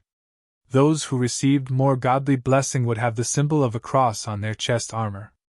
The Templars who received the blessing of the God of Light could display their strength to the greatest degree. These extremely rare Templars had the image of an angel statue on their chest armor. Every Templar with an angel statue had terrifying strength comparable to a sacred knight. If the Templar himself was a sacred knight, then his strength would be even more terrifying. However, these Templars were extremely rare within the Church of Light. Under normal circumstances, they wouldn't easily leave the temple of the God of Light. Therefore, the Templars with the image of a cross on their chest armor were already the most powerful Templars the Church of Light had to deal with outsiders. Now, the 3 Templars with the image of a cross on their chest armor were staring at Han Shuo with a kind of paranoid fanaticism. This kind of craziness that only stubborn religious people would have caused Han Shuo to become cautious. "Brian, please come with us to the Church of Light and explain clearly. I can guarantee that even if your sins are grave, the God of Light will still forgive your recklessness. At most, you will only be imprisoned in the Church of Light and won't be killed." Red Archbishop Koss was worried about the Lancelot Empire's warning and tactfully made a final effort. "Brian? So you're that unlucky new city lord of Bretel City? I finally understand what you meant just now. Humph, you dared to snatch my magic crystal cannon. You simply don't care about the lives of everyone in Bretel City." Helentina suddenly came to her senses. Her pretty eyes focused on Han Shuo as she coldly snorted. "You can try. If any duchy dares to encroach on Bretel City now, they will have to pay the appropriate price." Han Shuo remained unmoved and only shot a cold warning glance at Helentina. He then slowly pulled out the demon's lair edge and nodded at the Templar who had spoken first, saying, "Come, brave Templar, come and duel with me. As long as you win, I will consider your return to the Church of Light. I believe that the Church of Light won't swarm me at the same time, right? A despicable necromancer doesn't need a second person to take action." The Templar pointed his silver spear at Han Shuo and said righteously. The silver spear shone with a dazzling silver light. This silver light belonged to the color of fighting aura, and Han Shuo was already familiar with it. However, within this silver spear, other than the energy of the silver Do Qi, there was also a sacred and clean energy. When this strange energy fused with the Do Qi, it was much stronger than the pure silver Do Qi. The Templar had exchanged his stubborn and loyal faith for the blessing of the God of Light. Apart from the fighting aura that he had painstakingly cultivated, he also obtained a strange energy. This energy not only protected him from the corrosion of evil energy, but also gave him the power to purify the evil in the world. The damage that normal dark and necromancy magic could inflict on the Temple Knights was extremely limited. Even the high-level dark and necromancy magic with astonishing destructive power could still cause the Temple Knights to have very strong defensive abilities. However, the weapon in his hand was mixed with the power bestowed by the god. It had a terrifying destructive power against dark and necromancy mages. If ordinary undead creatures were to be touched by the silver spear, they would immediately be unable to withstand it and turn to ashes.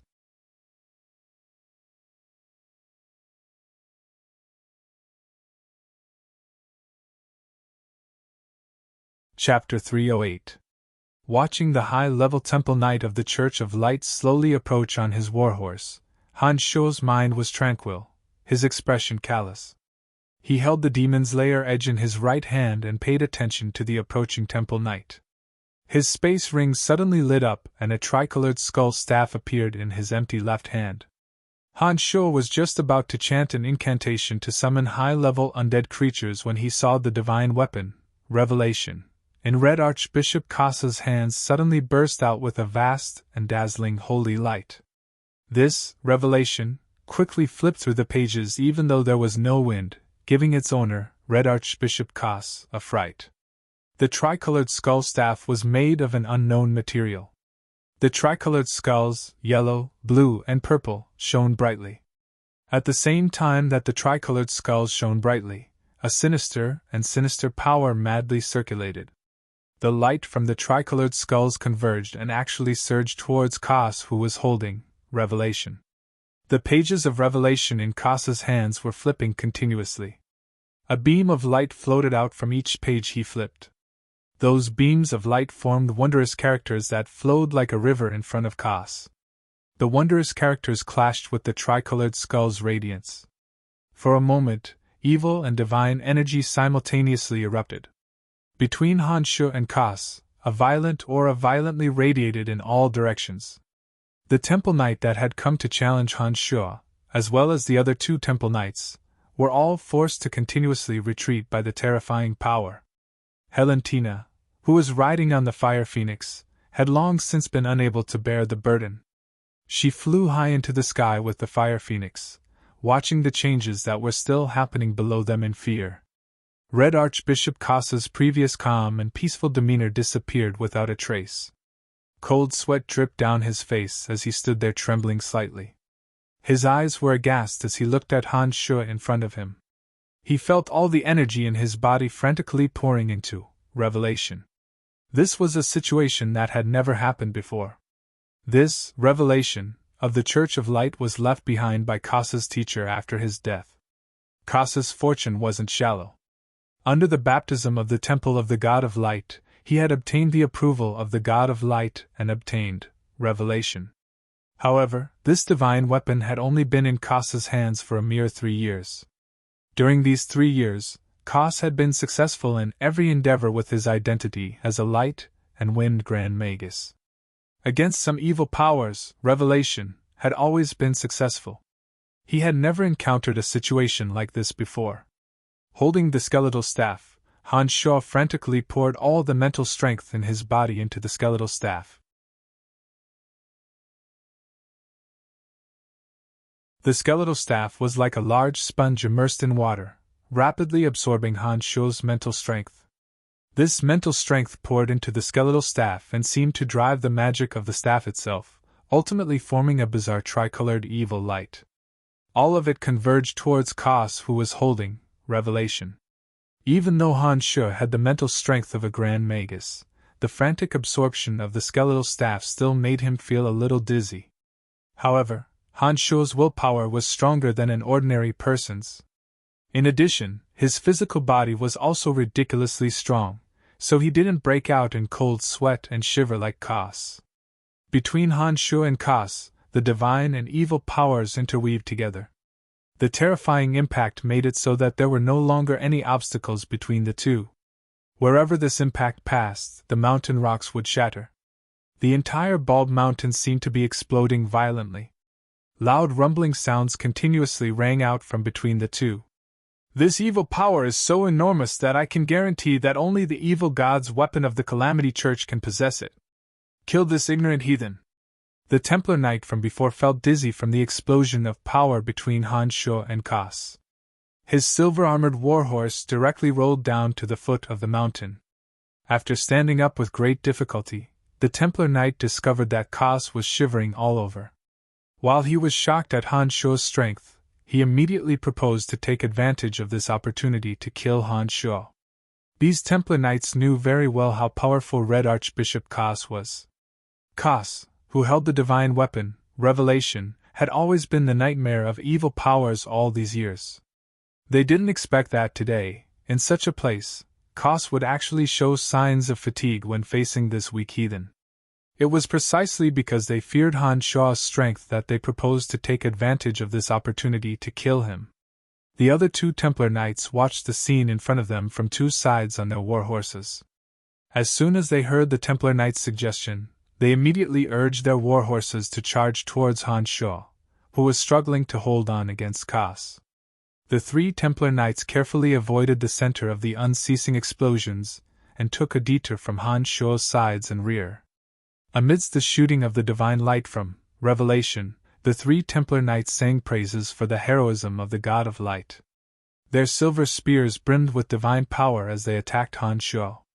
Among them, Valentina, who was hovering in the air as a fire phoenix, looked at the despicable actions of the Church of Light with a trace of disdain.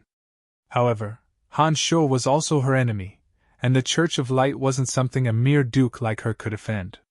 She was happy to watch from the sidelines.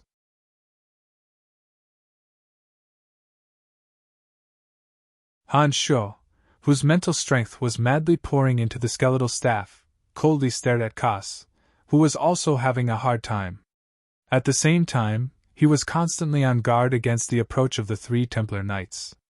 Although Han Shu couldn't move his body or use his mental strength, he could still use his demonic arts. Under the control of his mind, another strand of magical yuan flowed into the demon's lair edge in his right hand. Recently, The demon's lair edge had absorbed an enormous amount of energy from dead souls, faintly possessing the terrifying aura of a peerless weapon. After Han Shuo's magical yuan was poured into it, the demon's lair edge was like a bloodthirsty beast that had been trapped for tens of thousands of years, suddenly smelling the delicious taste of fresh blood. Accompanied by a shrill howl, it suddenly broke free from Han Shuo's hand. A mass of bloody light formed from countless stars crazily condensed into a bloody cloud. Boundless resentment and a tyrannical aura of slaughter caused the blood-red glow of the demon's lair edge to be as thick as a cloud. It actually covered more than half of the sky above the bald mountain. The thick stench of blood seemed to carry a soul attack.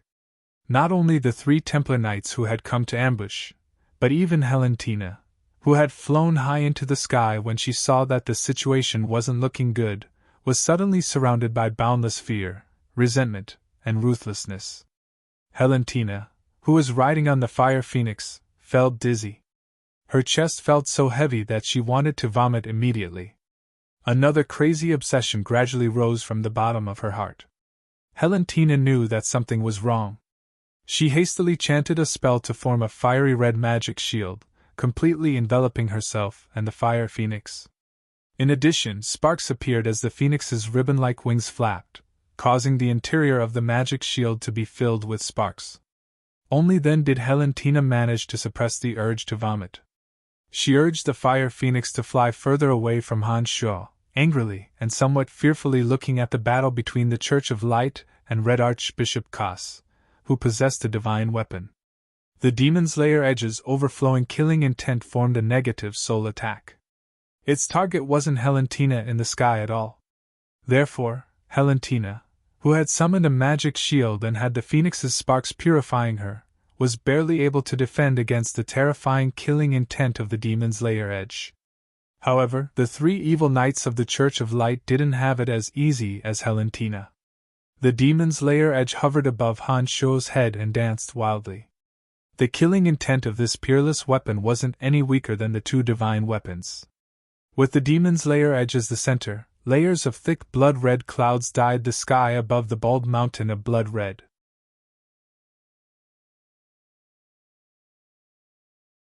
The 3 Templar Knights who had tried to take advantage of the opportunity to attack Han Shuo were struck by the violent negative soul attack.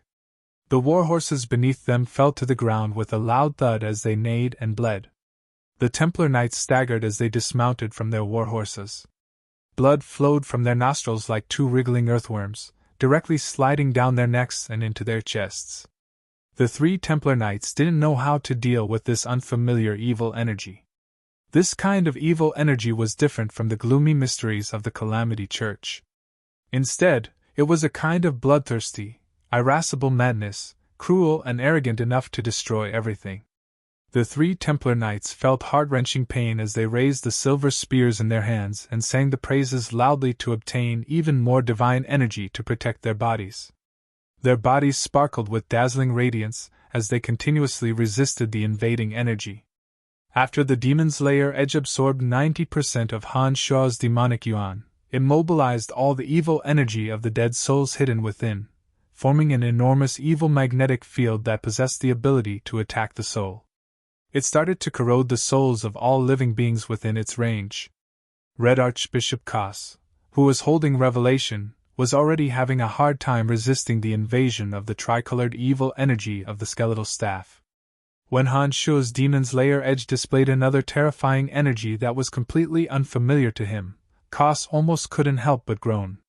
When the demon's lair edge circled above Han Shuo's head and gradually turned into a beam of bloody light that shot towards Kas, Kas did his utmost to control his mental strength. He bit his tongue and chanted an incantation. When a flower of blood blossomed on one of the pages of Revelation, the frantically flipping pages of Revelation suddenly stopped, and was quickly put away by Kas. The skeletal staff seemed to only be competing with the god of light Revelation.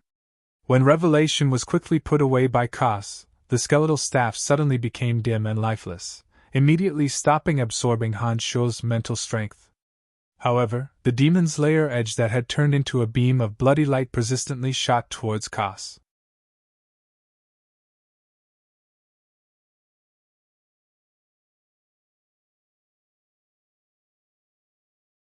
Chapter 309.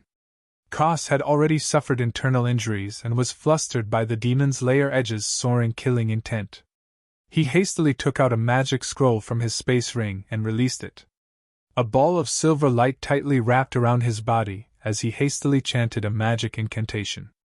The frigid wind whistled like a sharp knife, forming an enormous, turbulent whirlwind that formed multiple layers of obstruction for the demon's lair edge.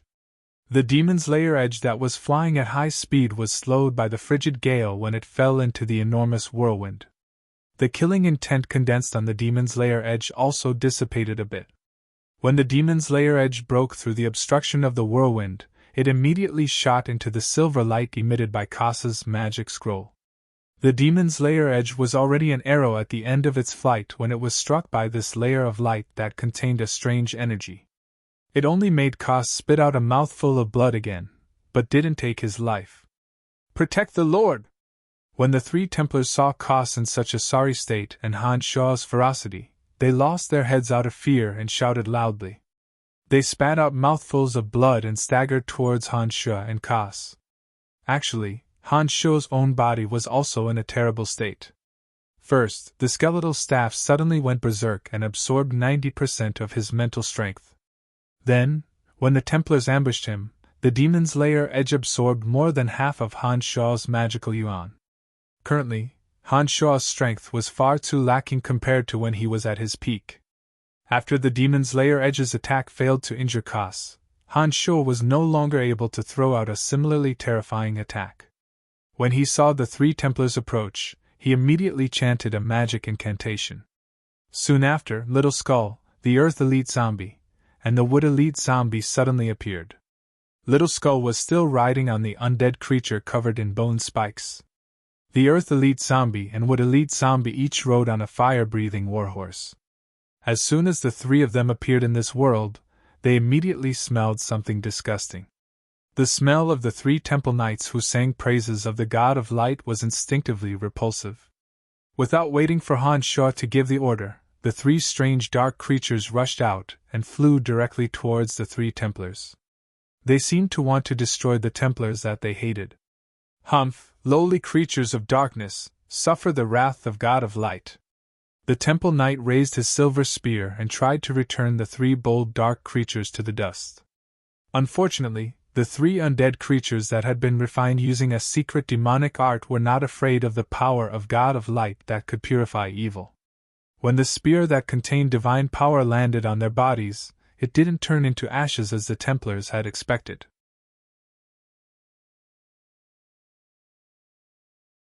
Among the three undead creatures, Little Skull was the first to move.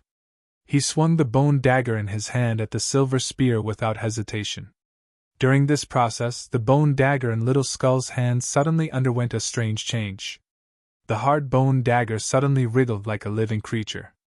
The dagger that was originally only the length of a dagger rapidly grew like a plant, and in a short period of time, it had actually become a long blade that was 3 meters long. The long saber did not stop squirming. There seemed to be thousands of worms wriggling on it, making people's scalps go numb. Small and sharp bone spurs slowly protruded from the body of the saber. The 3-meter-long saber was filled with small, sharp thorns, looking ferocious and terrifying. This process took a long time to describe, but had actually happened in the time it took for sparks to fly off a flint. In the instant that the little skeleton raised his blade and brandished it at the silver spear, the bone blade had continuously wriggled and transformed into a 3-meter-long, sinister long blade full of spikes. Wielded in the hands of the little skeleton who was only 1.3 meters tall, it looked quite comical. However, as Little Skull wielded the long blade, a towering aura of death covered the sky. The thick aura of death carried the aura of 10,000 years of loneliness and desolation. The gloomy aura revealed an endless smell of death. It was not afraid of the purification of the Templar's silver spear at all. With a resounding clang, the little skeleton, who was riding on an enormous hedgehog-like undead creature, swooped down from high in the air, bringing with it a surging aura of death.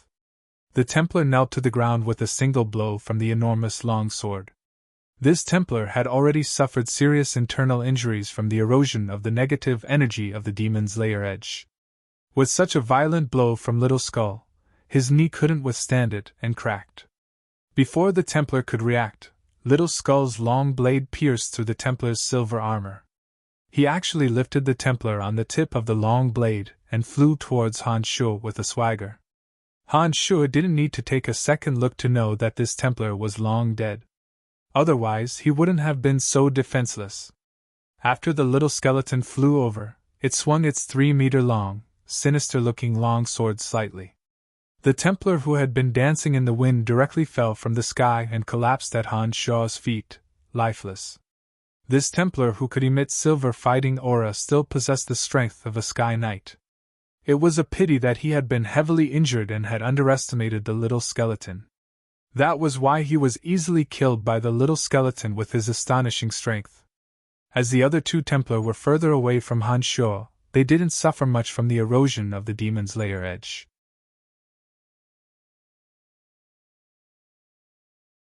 In addition, the Earth and Wood elite zombies weren't as terrifying as Little Skull. Therefore, although they hurriedly defended against the endless attacks of the Earth and Wood elite zombies, they didn't collapse so quickly. Valentina, who'd been soaring through the sky on her fire phoenix, was shocked beyond belief by the scene below.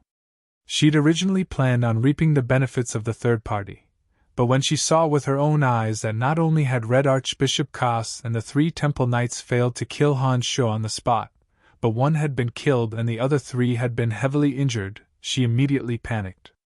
Looking at Han Shuo standing proudly under Little Skull and coldly observing the surroundings, Valentina continuously weighed her gains and losses. On one hand, she was worried about the shocking strength Han Shuo had displayed, and on the other hand, she felt her heart ache for losing the 6 magic crystal cannons.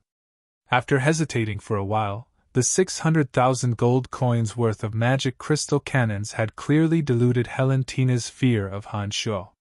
She watched as Little Skull rode an enormous bone spur undead creature, wielding a 3-meter-long blade, majestically charging towards Red Archbishop Kas, who was frantically escaping to the foot of the mountain.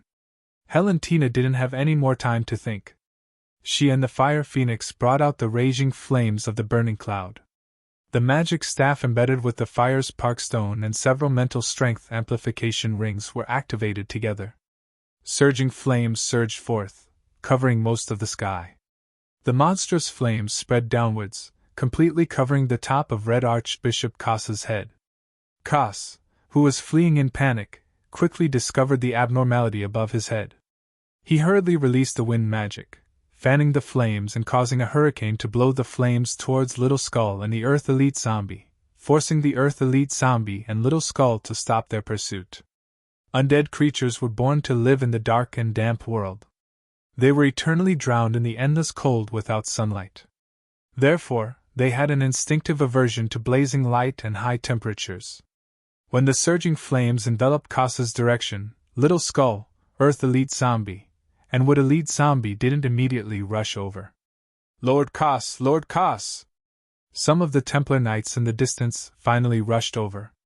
The strength of these Templar Knights was obviously inferior to the 3 experts with crosses on their chests. Most of them had olive branches and holy grails on their chests. Most of them had the strength of advanced knights or earth knights. However, there were quite a few of them. As they were blessed by the god of light, they also had the power to purify undead creatures. It would be unrealistic for Han Shuo to drown them with his enormous army of undead.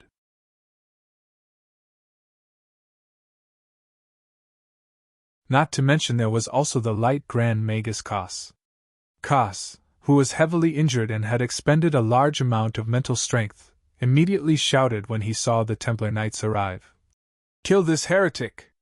His heart of darkness shouldn't exist in this world of light." Previously, Kas had tried to persuade Han Shuo with kind words. But now that he had tested Han Shuo's strength and been seriously injured by Han Shuo, Kas no longer had a benevolent heart. Out of fear of Han Shuo's evil power, he immediately gave the order to kill as many as possible. When the Templar Knights who had just arrived saw the sorry state of Kas and the others, They immediately followed Kasa's orders and charged towards Han Sho on the mountain that was already riddled with holes. The other two Templar Knights, who had barely managed to catch their breaths under the attacks of the Earth Elite Zombie and Wood Elite Zombie, immediately shouted, "Be careful of his dark creatures! Not only are they not afraid of divine energy, they also possess mysterious techniques. We must be careful." While the Templar Knights were talking, a group of death guards of the Calamity Church appeared on the other side of the mountain. A necromancer wearing a pitch-black magician's robe and several death knights clad in pitch-black armor were also rushing towards the mountain with all their might. The necromancer's gloomy voice sounded anxious. "Hurry up, this Brian absolutely cannot be allowed to die. Although we were also unintentionally injured by him, you must not be dissatisfied." Many of the death guards were bleeding from their mouths and noses. It seemed that they had also been injured by the killing intent of the demon's lair edge. The eyes of the necromancer shone with a dim light of excitement as he muttered, "The divine weapon, the skeletal divine staff, blessed by the three evil gods. How did it appear in his hands?"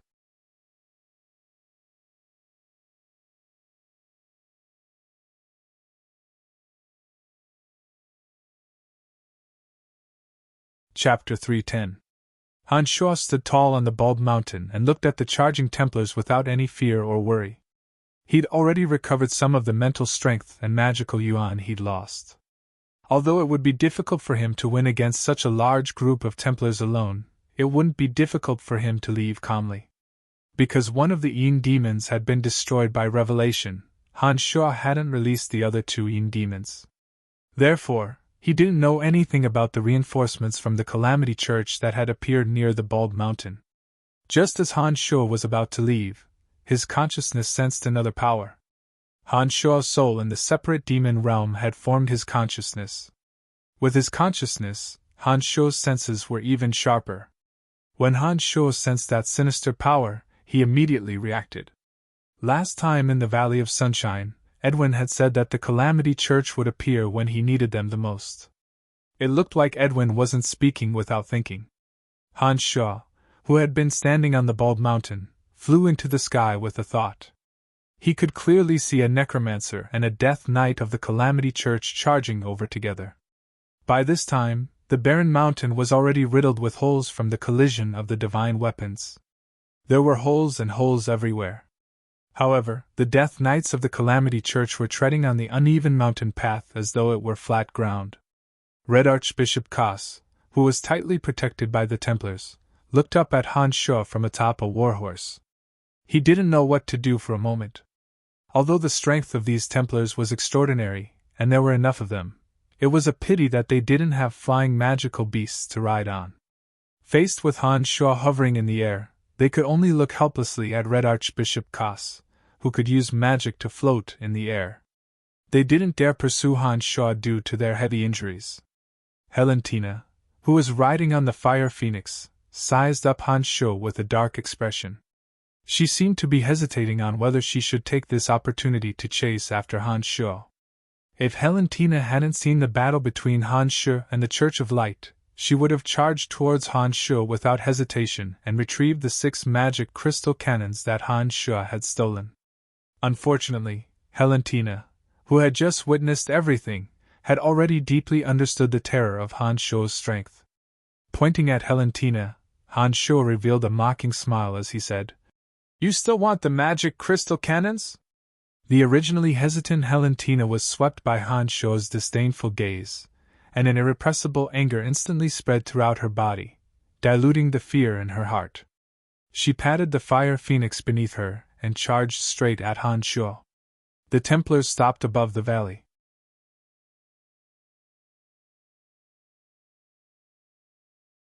Han Sho, who was standing proudly in the air, clearly saw that the Calamity Church had also arrived above the valley. After some malicious thoughts, Han Sho immediately chanted an incantation and sent the little skull, Earth, and Wood Elite zombies back to the other dimension. He then left the mountain with a long laugh. Damn it, he actually left! The necromancer leading the Calamity Church team began to hesitate when he saw Han Sho fly away from the mountain. It's the Calamity Church, they must be with that heathen! It was at this moment that the Templars discovered the Calamity Church's people coming up from the foot of the mountain. As mortal enemies, the two forces had been fighting openly and covertly for hundreds of years. The accumulated hatred between the two sides was definitely greater than the hatred between Han Shuo and himself. Therefore, as soon as the Templar Knight shouted, the Templars of the Church of Light didn't hesitate in the slightest. All of them attacked the Calamity Church's Death Knights that appeared in their line of sight. The battle began in an instant. Having fought for hundreds of years, the two sides' eyes were red with bloodlust as they sang praises to their respective gods. The battle raged like wildfire. The necromancer leading the team had originally planned to curry favor with Han Shuo and rescue Han Shuo from the hands of the Church of Light. Unfortunately, his wishful thinking didn't have any effect. With the speed of the art of the demonic ninth heavens, Han Shuo was able to directly leave this place of trouble, leaving their mortal enemies behind to fight the final battle. This despicable fellow, he really is one of us, the necromancer muttered to himself in a low voice. It was unknown whether he was praising Han Shuo for being tactful or cursing Han Shuo. In short, after saying this, the necromancer became spirited and commanded the Death Guards to fight the Templars. "Shameless necromancer, give me back my magic crystal cannon!" Helentina, riding the wind on her fire phoenix, shouted as she chased after Han Shuo.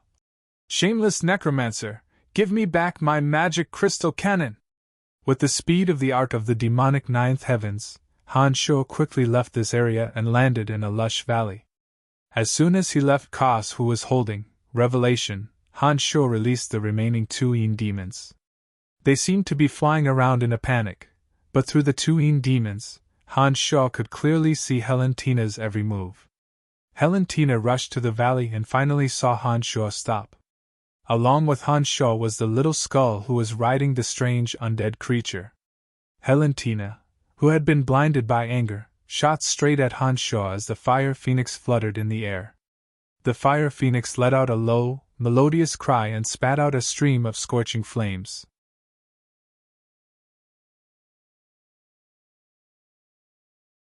Helentina waved the fire's parkstone inlaid staff in her hand, and many bright red bowl-sized fireballs appeared, floating towards Han Shuo and Little Skull in a dense swarm.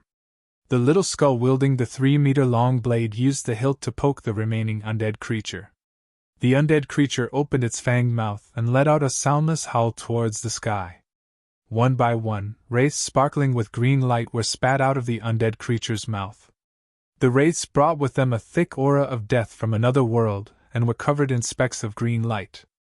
As soon as they descended into this world, they madly absorbed the aura of death from the dead souls floating around the valley. The wraiths, which originally only had specks of light, slowly expanded in size. Driven by the undead creature's breathing, they surged towards the dense fireballs like green liquid. After absorbing the power of the dead souls, the wraiths finally couldn't withstand the rapid expansion any longer. The aura of death condensed to a certain point, and exploded in the air one after another. The aura of death that filled the sky turned gray and green. The icy aura surged into the densely packed fireballs, causing them to slowly dissipate amidst the sparks.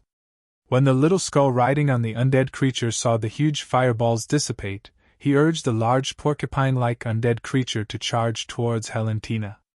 Undead creatures naturally loathed hot flames.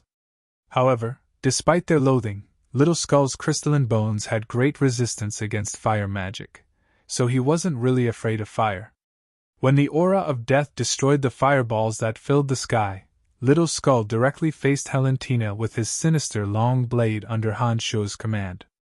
The fire phoenix beneath Helentina burst into flames when Little Skull approached. The high temperature that could burn everything caused the verdant shrubs in the surroundings of the valley to wither and die. Only a few towering ancient trees with unusually large roots were still standing. At this moment, the demon's lair edge whistled through the air like a meteor falling from the sky, dragging a long purple tail behind it. The demon's lair edge arrived next to the fire phoenix and Helentina in an instant. The dancing purple flames suddenly poured down like starlight, pouring over the burning fire phoenix's body. A shrill cry suddenly came from the fire phoenix's mouth. After the shrill cry, the fire phoenix spoke in the human language, calling out in a clear and melodious female voice. What's so cold? As the purple demonic flames descended, the bone-chilling cold poured down, causing the fire phoenix's entire body to emit hissing sounds of smoke. The fire phoenix suddenly felt its steel-like bones become strangely stiff. Its flapping wings became heavier and heavier as it slowly descended into the depths of the valley with Helentina on its back. Sister Fire Phoenix, what's wrong?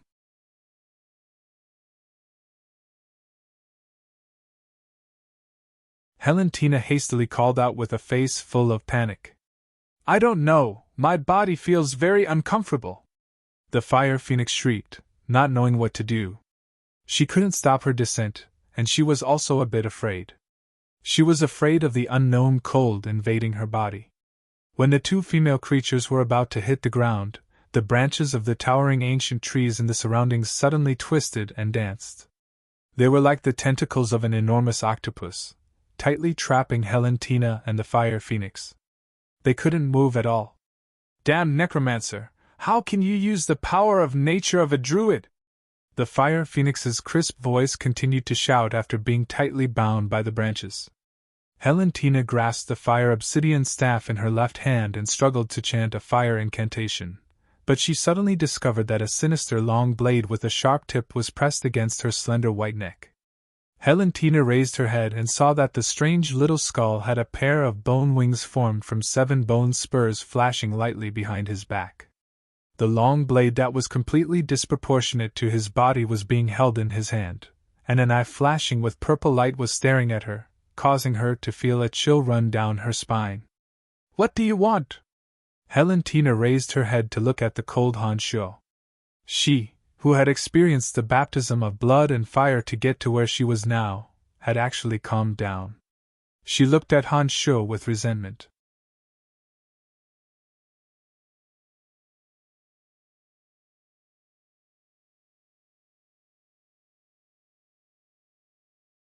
Chapter 311. What do you think, heh heh? Han Shuo purposely laughed lewdly, his face full of obscenity. When he looked at Helentina, he kept glancing at her curvaceous body. Helentina, who was wearing a fiery red magic robe, was tightly bound together with the fire phoenix by the branches. The wood elite zombie's tree branches were as soft as snakes, but no matter how soft the branches were, they still had some sharp edges. Helentina's magic robe was torn by the branches, revealing a few patches of her snow-white skin.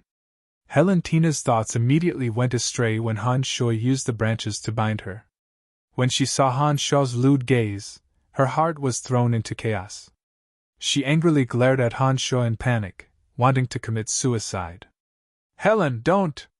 The fire phoenix sensed Helentina's thoughts and immediately cried out in alarm to stop her.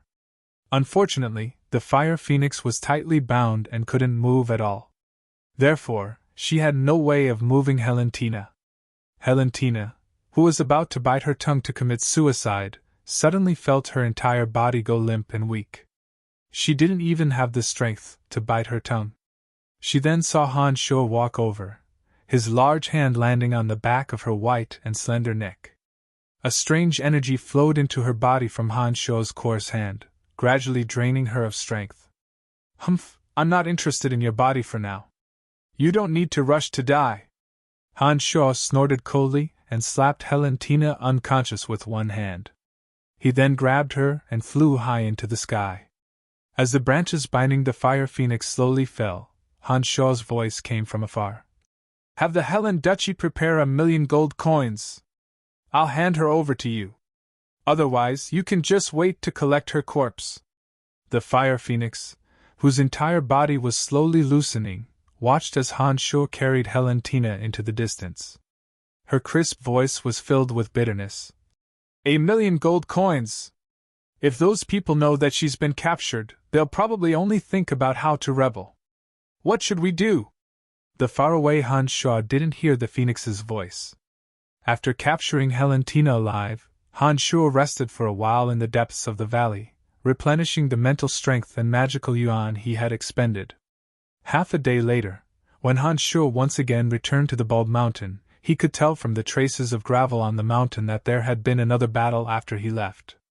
As for the final outcome of the war between the Calamity Church and the Church of Light, Han Shuo naturally had no way of knowing. After arriving at the foot of the mountain, Han Shuo used the Earth Elite Zombie to deploy the energy of the Earth, and once again brought the 6 magic crystal cannons to the surface. Summoning zombie warriors to push the 6 magic crystal cannons, Han Shuo used the 2 Yin demons to scout the surroundings as they slowly made their way towards Bretel City.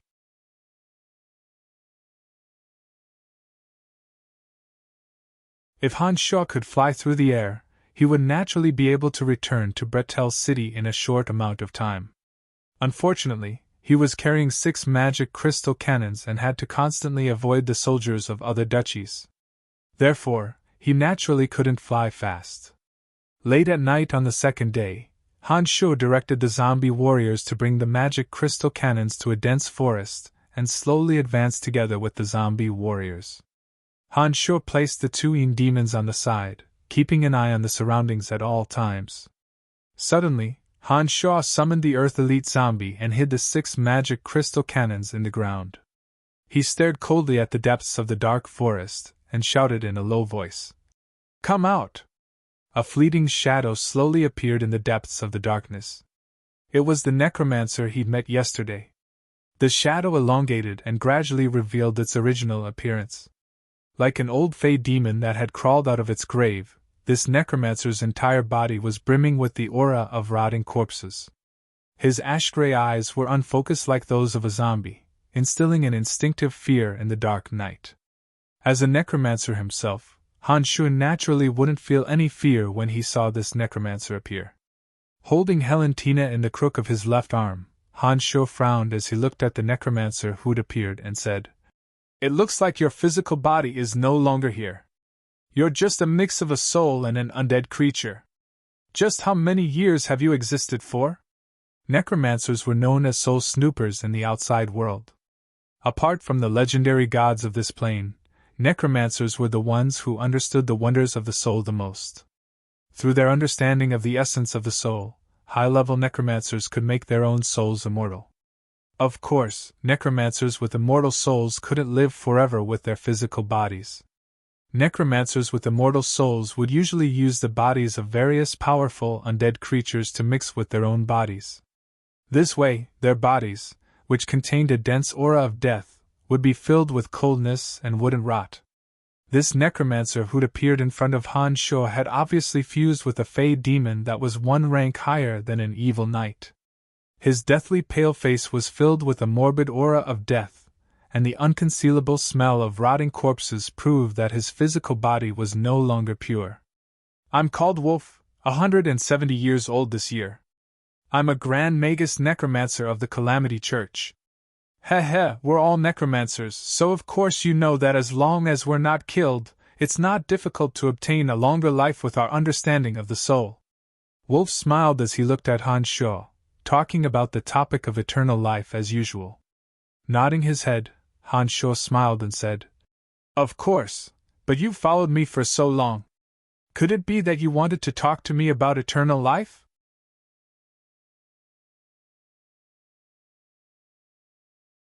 "Brian, you're a genius. Your existence is a rare miracle for the Calamity Church. In the past, we wanted to do everything possible to get you to join the Calamity Church, but it looks like we were all wrong. You've always been one of us, heh." Grand Magus Necromancer Wolf smiled sinisterly at Han Shuo. When these words were spoken, Han Shuo was shocked and looked at Wolf with a heart full of doubt. Han Shuo furrowed his brows and said, "I've never joined the Calamity Church. When did I become one of your Calamity Church's people?" Heh, it looks like even you don't realize what you possess." Wolf shook his head and sighed with emotion. He then smiled and said, "You'll know sooner or later. I've come this time to tell you that although the Temple Knights of the Church of Light have suffered heavy losses, Red Archbishop Kos, who holds the revelation, still managed to lead a portion of the Temple Knights out of the mountain alive. From now on, I think the Church of Light has already considered you as one of our Calamity Church's people. You'll inevitably face the endless pursuit of the Church of Light if you openly stay in Bretel City. Whether you're willing or not, we'll protect you in secret. However, I hope you'll be careful." After hearing Wolf's words, Han Sho was extremely puzzled at first. After furrowing his brows and thinking for a while, he suddenly had a thought and took out the tricolored skeletal staff. He stared deeply at the 170-year-old necromancer Wolf and said, "Is this skeletal staff a divine weapon that belongs to your Calamity Church?" When Wolf, who'd been smiling and talking sinisterly, saw Han Sho take out the skeletal staff, his ash-gray, unfocused eyes suddenly blossomed with a faint green light. With a trembling voice, he actually prostrated himself on the ground and chanted a string of inexplicable murmurs. His two hands made a strange posture, as if he was offering all of his faith to the evil god. The tricolored skeletal staff in Han Sho's hand suddenly shot out 3 faint rays of yellow, blue, and purple light. The 3 rays of light instantly landed on the ancient Grand Magus necromancer's body. Wolf trembled as he continuously kowtowed. Bathed in the 3 rays of light, his body began to wriggle like a worm. Han Sho's exhausted mental strength actually miraculously recovered when the light from the tricolored skeletal staff shone on Wolf's body. On the other hand, the necromancer who was crawling on the ground began to wriggle and slowly weaken. Han Sho could clearly feel the skeletal staff sucking away the necromancer's mental strength like a sponge. This process continued for a short while before the skeletal staff stopped flashing. Han Sho's exhausted mental strength was actually replenished. Only the body of the necromancer who was crawling under Han Sho's feet continued to wriggle under the black robe.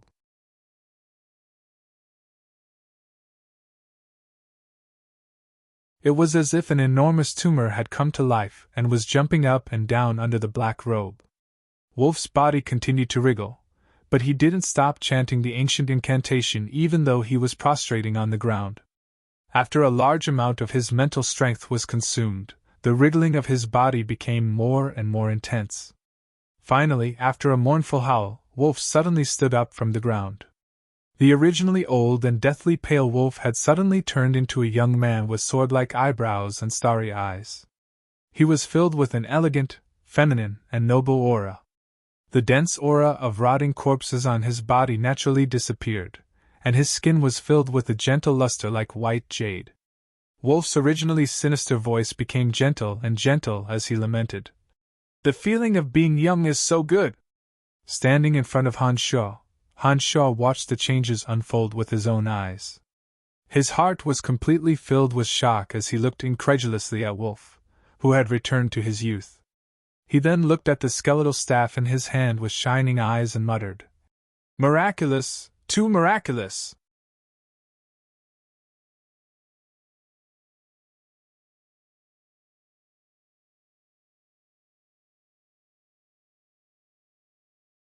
Chapter 312. Inconceivable, isn't it? Only the divine power of the skeletal staff can allow us to enjoy the beauty of youth while possessing endless lifespan. Grand Magus Necromancer Wolf, who had lived for 170 years, took a deep breath of fresh air and proudly said to Han Sho. Han Sho's eyes sparkled as he greedily looked at the skeletal staff in his hand. His heart was filled with pleasant surprise as he muttered, No wonder I always felt that the skeletal staff had another use. I didn't expect it to have such a miraculous effect." Wolf seemed to be very satisfied with Han Sho's pleasant surprise. Wolf, who looked to be in his 20s, was filled with the elegance of a noble. It was unknown when a sharp knife had appeared in his right hand. In front of Han Sho, Wolf meticulously trimmed his fingertips that were originally as sharp as knives. While Han Sho was astonished, Wolf finished trimming his knife-like fingernails. Under the moonlight, he joyfully looked at his 2 sparkling white hands and sighed. "How many years has it been? Ever since I fused with the Fey corpse, my slender and beautiful hands have disappeared, replaced by a pair of knife-like claws. Oh, my beautiful hands have finally appeared once again. I no longer have to hide in the endless darkness and use a black robe to wrap this body that can't be seen by others." After fusing with the old Fey corpse, not only was his body filled with the strong smell of rotting corpses, it also made his body look neither human nor ghost. Although Wolf had obtained a long lifespan, he would never dare to walk openly in public. Otherwise, Even if the Church of Light didn't do anything to him, some adventurers who didn't know the truth would consider him an undead creature and crusade against him. Han Sho was as happy as Wolf. He excitedly studied the skeletal staff in his hand, but couldn't find the source of its mysterious power of rejuvenation. He also didn't know how to cast the spell. After hesitating for a while, Han Sho looked at Wolf with a smile and said, "Perhaps you can tell me the secret of this skeletal staff's rejuvenation?" Wolf's young face had a strange smile.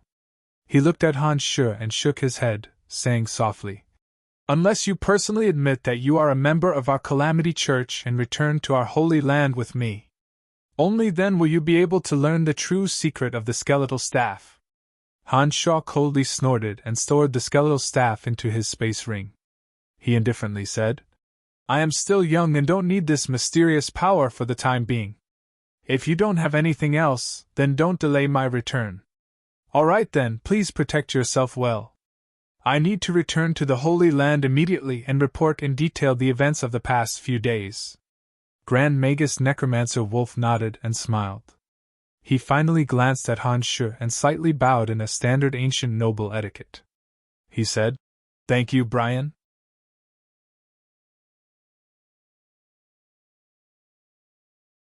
"You are an inconceivable person. I think you must have received the favor of our God. We will have many opportunities to meet in the future." After saying this, Wolf didn't continue to stay here. He slowly hid in the darkness in front of him with a happy mood. After a while, when Han Sho couldn't detect a trace of Wolf's aura, he summoned the Earth Elite Zombie and spat out 6 magic crystal cannons from the ground. He continued to use the Eon demons to scout the surroundings while continuing to travel in the direction of Bretel City. At noon the next day, under the scorching sun, Han Sho and a group of zombie warriors walked on a rugged grassy path under the shade of trees. When they passed by a clear river, Han Sho had no choice but to temporarily stop his journey when he saw the small river blocking their path. There was no such clean and clear river in the desolate, damp, and dark other world. Although undead creatures like zombie warriors weren't afraid of the corrosion of flowing water, this small river didn't seem shallow. It wouldn't be an easy task for zombie warriors to push 6 magic crystal cannons across the river. Magic crystal cannons were made of many precious magical materials. Some of them had magical reactions with water. Although Han Sho didn't know the operating principle of magic crystal cannons, he had some understanding of common sense. He couldn't guarantee that these 6 magic crystal cannons wouldn't have any adverse reactions when they entered the water. The sunlight above their heads was a bit strong. The bushes of trees blocked some of the sunlight, drawing long and strange shadows on the ground. Looking at the river that appeared in front of them, Han Sho hesitated for a moment before finally waking up Helentina, who had been unconscious for a long time. It had been nearly 2 days since Han Sho had made Helentina unconscious. In order to avoid trouble when Helentina woke up, Han Sho hadn't cared about her. Now that the magical yuan confinement in Helentina's body had been removed, she was still slowly waking up, but her stomach was the first to react. Grumble. A hungry groan suddenly sounded from Helentina's flat stomach. At first, the sound was very soft, but as Helentina's body gradually recovered, the sound of protest in her stomach grew louder and louder. It was also at this time that Helentina slowly woke up. When she raised her head and saw Han Sho in front of her with a mischievous smile, Helentina instinctively protected her entire body. She then calmed down slightly and looked coldly at Han Sho, shouting, "What do you want to do? What should be done has been done. What's the use of you protecting yourself now? When you were unconscious, I've already tasted the wonders of your body. TSK, it's really intoxicating." Thinking of Helentina's relentless pursuit, and the harm that Helen Duchy had caused to the people of Bretel City, Han Sho maliciously laughed lecherously.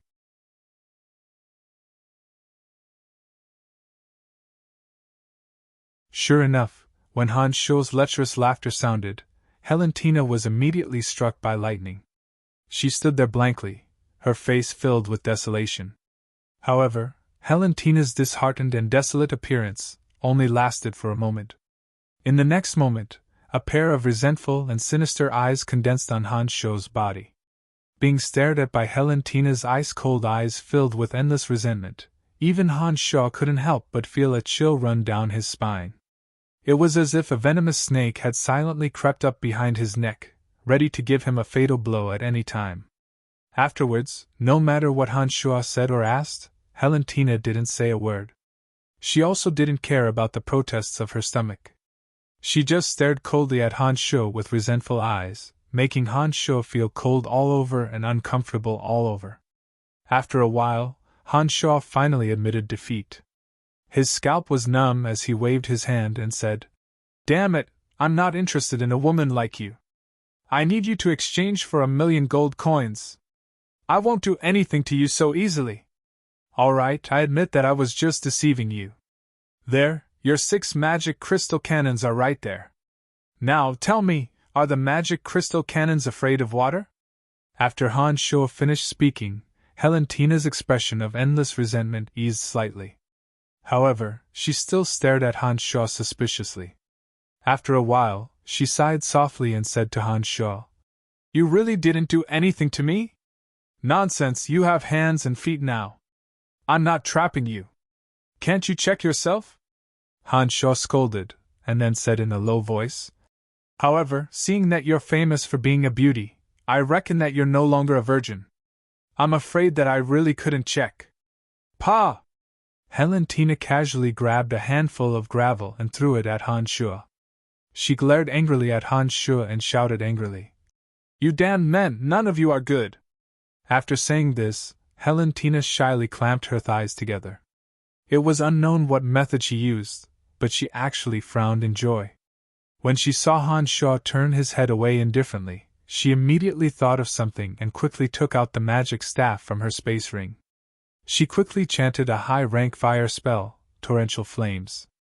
Unfortunately, after chanting the spell, Helentina, who was waving her magic staff, discovered that she couldn't mobilize an ounce of mental strength. She immediately turned pale with fright and looked at Han Sho. Her heart was filled with fear as she shouted in panic, "Evil and filthy necromancer, what did you do to me? Why don't I have any mental strength?" Han Sho, who had a panoramic view of Helentina's actions through a yin demon, turned his head back as if nothing had happened. He flashed a brilliant smile and said gently, "Don't waste your energy. Don't even think of chanting a spell before I release you. Heh, but you don't have to worry.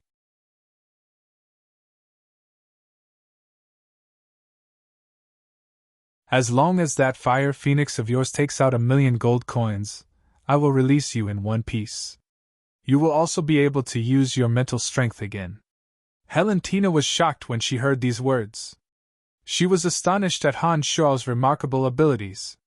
Helentina herself was also a fire mage who wasn't weak.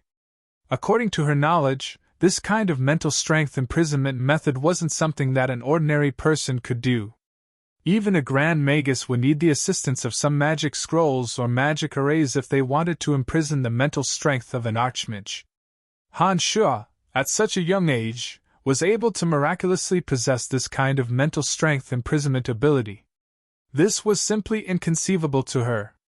However, after recovering from her shock, Helentina quickly remembered some restless elements in the Hellen Empire. She understood that once those people knew that she had been captured alive, they would only take the opportunity to seize control of the Hellen Empire.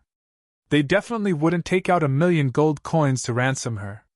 Even that Duke Benedict of the Narsen Duchy, who seemed to be madly pursuing her, would probably only consider sending troops to the Hellen Duchy and seize the opportunity to seize it. "You should just kill me. No one will come to ransom me, not a single one." Helentina shook her head desolately, looking at Han Sho disheartenedly as she spoke.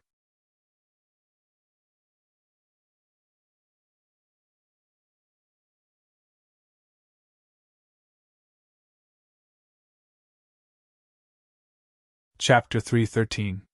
"Humph, don't give me that. I won't touch you or let you go if I don't get 1,000,000 gold coins." Helentina had always been famous among the 7 grand duchies for her insidious schemes.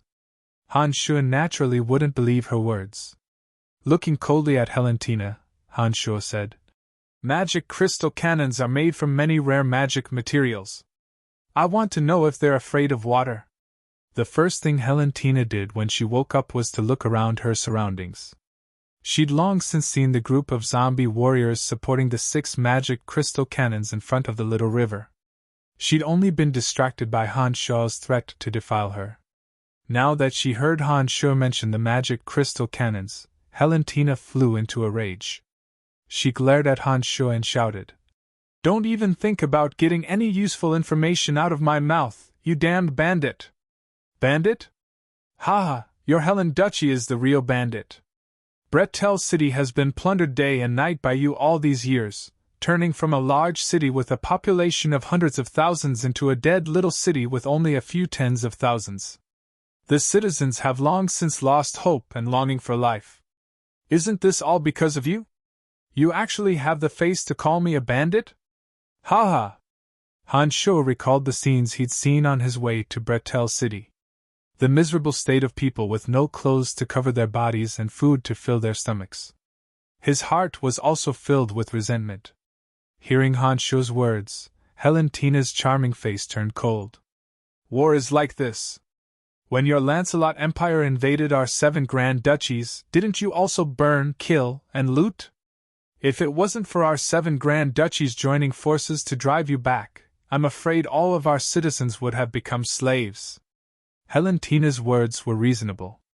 Han Shuo thought for a moment, and didn't continue to harp on this matter. Seeing that Valentina didn't have the slightest intention to speak, Han Shuo coldly said, "Do you think I have no other way even if you don't say anything? It's just a matter of a bit more time. For a necromancer, this kind of laborious matter is never a problem." Han Shuo didn't pay any more attention to Valentina after he finished speaking. He started chanting a magical incantation, summoning the wrinkled wood elite zombie. As soon as the wood elite zombie appeared, Han Shuo focused his attention and gave him an order. With the help of the wood elite zombie, the master of the forest, the large trees were uprooted one by one. The demon's lair edge sliced the tree trunks into sections, and the wood elite zombie wrapped the sections with soft branches.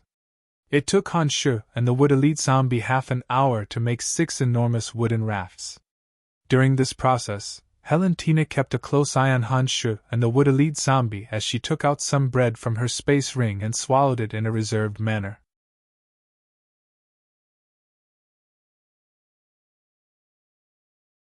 However, perhaps because she had been starving for too long, the speed at which she swallowed the bread was extremely fast. When the 6 wooden rafts were successfully made and pushed towards the small river by the zombie warriors, Valentina finally couldn't help but sigh. No wonder those from the Church of Light want to kill you. So you can summon such miraculous undead creatures. Valentina didn't know that the miraculous wood elite zombie was actually refined from the most ordinary zombie warriors. After the 6 enormous wooden rafts were launched and the zombie warriors pushed the magic crystal cannons onto the rafts, Han Shuo finally let out a light breath and sent the wood elite zombie and the rest of the zombie warriors back to the other dimension. There were only 4 zombie warriors paddling on each raft. Under the strength of the 4 zombie warriors, the 6 wooden rafts loaded with magic crystal cannons slowly began to move towards the other side of the river. It was also at this moment that Han Shuo once again appeared behind Valentina. His large hand pressed against Valentina's neck and he softly said, "You should rest." After making Valentina unconscious, Han Shuo easily picked her up and slowly flew into the air. He landed on the foremost raft and commanded the zombie warriors to cross the river. Han Shuo avoided a few scattered groups of bandits and some mercenaries who made a living nearby. He finally arrived at the city gates of Bretel City without any mishaps. The temperature of the spring night was just right. The bright moonlight gently shone on the earth. If it wasn't for the dense death aura surrounding the zombie warriors pushing the magic crystal cannons, this would be a warm and cozy night scene. When they were about to reach Bretel City's gates, the soldiers on the towers were alarmed by the moonlight reflected by the magic crystal cannons. When they saw the 6 enormous cannons aimed at the towers, with some strange stiff shadows pushing them from behind, they immediately paled in fright. "Who goes there?" The soldiers on the cannon shouted from afar before Han Shuo could even get close. Compared to the last time he'd come here, the current Bretel city that was riddled with holes had long since been repaired. The city gates had been replaced with enormous, dark, sturdy iron gates. After experiencing the last punitive expedition against the bandits, the soldiers who'd originally lacked any courage had now gained a bit of determination and calmness. The armor of the soldiers on the city walls was abnormally bright under the moonlight. The soldiers seemed quite imposing as they hurriedly raised their crossbows and aimed at the zombie warriors. More and more soldiers arrived on the cannons at the city gates under warning calls, all of them aiming their crossbows downwards.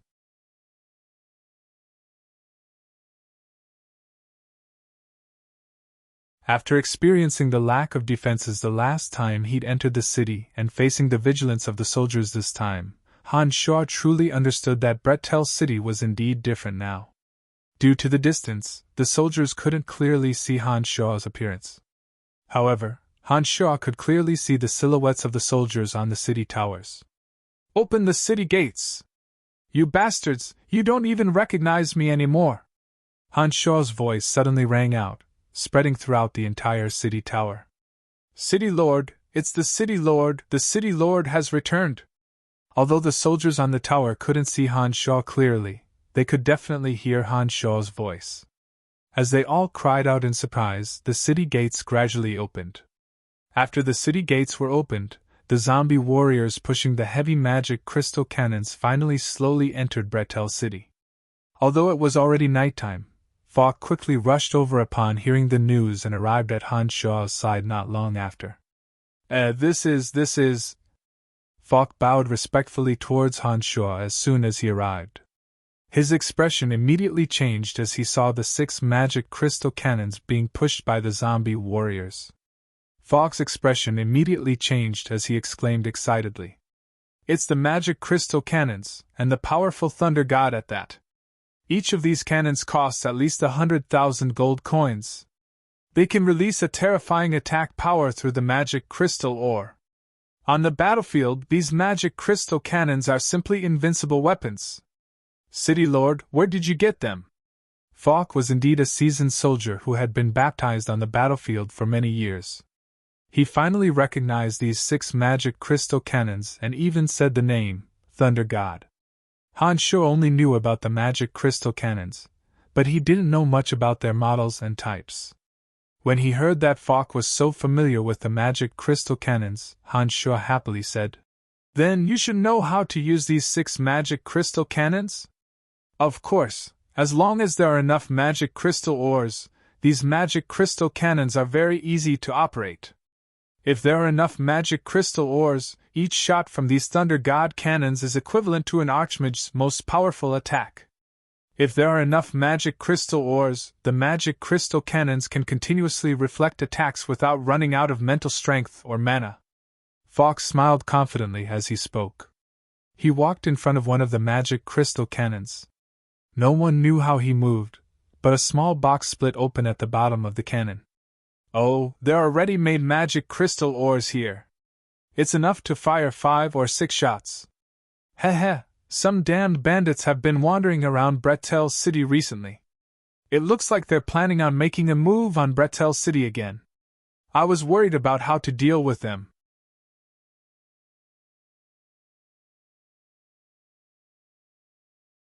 "With these 6 magic crystal cannons, I'll make them regret it." Falk grinned coldly as he looked at the 6 magic crystal cannons. It looked like he was planning on using these 6 magic crystal cannons to do something big. "Alright then, I'll leave these 6 magic crystal cannons to you." Han Shaw immediately gave the order and headed straight for the City Lord's mansion. The soldiers, including Falk, had seen the stunning Helen wrapped around Han Shaw's arm from the start. Helentina had obviously fainted, so these people naturally wouldn't ask about the City Lord's private matters. When they saw Han Shaw heading straight for the City Lord's mansion, these people glanced at Helen's alluring body a few times, chuckling lightly in their hearts. Therefore, on the night that Han Shaw brought Helentina back to Bretel City, some rumors and slanders began to spread in Bretel City.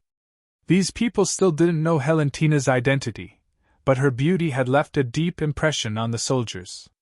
Therefore, In their moment of envy and jealousy towards Han Shuo, all sorts of lewd guesses and rumors began to spread. After bringing Helentina back to the city lord's mansion and locking her up, Han Shuo anxiously headed straight for the secret chamber. Not long after he'd arrived in Bretel City, Han Shuo sensed a distant call. This call was much weaker after being separated by thousands of mountains and rivers, but Han Shuo's consciousness had already formed at the separate demon realm. He actually sensed it. It looked like the fire elite zombie was about to come out.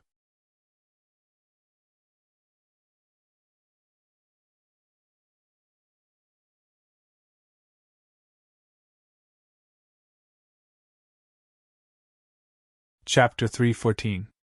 As soon as he entered the cemetery of death, the call from the depths of his heart immediately intensified by more than 5 times. It seemed that because of the close distance, the fire elite zombie had also sensed Han Shuo's presence. Without stopping at the cemetery of death, Han Shuo directly used the art of the demonic ninth heavens to fly towards the depths of the dark forest. Familiar with the route, Han Shuo arrived at the place of extreme fire without spending too much time. Han Shuo, whose strength was no longer the same as before, sensed the enormous presence of the Lord of the Flames as soon as he arrived. The fire elite zombie was in the kingdom of flames where the Lord of the Flames resided. If Han Shuo wanted to enter the place of extreme fire and remove the restraints of the fire elite zombie's demonic formation, while the Lord of the Flames was watching, it would be a headache. The 5 elemental zombies were all connected to the formation through a secret method, using the formation to gather the yuan energy of heaven and earth in the entire area. Only in this way could the 5 elemental zombies be formed. However, the formed elite zombie also needed to be removed from the restraints of the formation in order to truly come out. Otherwise, the fire elite zombie wouldn't have urgently called out to Han Shuo. After the last great battle, the Tanai Mountains rocks had all turned reddish-brown. The valley was comfortably warm, and there were even a few warm springs bubbling. Pacing back and forth in the valley, Han Shuo furrowed his brows as he pondered on how to enter the place of extreme fire and remove the restraints of the formation for the fire elite zombie. The place of extreme fire had the Lord of the Flames. If Han Shuo wanted to enter the place of extreme fire unscathed, it was basically impossible for him to remove the fire elite zombie's restraints there. Therefore, as Han Shuo furrowed his brows and pondered, he couldn't think of any good methods for the time being. The call from the fire elite zombie grew more and more intense. Having already sensed Han Shuo's arrival, the fire elite zombie was anxiously transmitting his urgent wishes through his spirit. Han Shuo, who was also burning with impatience, hesitated for a moment before finally deciding to take the risk and explore the place of extreme fire. Arriving at a hot spring, Han Shuo slowly dived in. As soon as he entered the spring, the warm spring water submerged Han Shuo, causing Han Shuo's exhaustion to completely disappear. However, the pressure from the Lord of the Flames wasn't so easily dissipated. Han Shuo dived to the bottom of the spring and took out the demon's lair edge to knock around, searching for a crack to enter the place of extreme fire.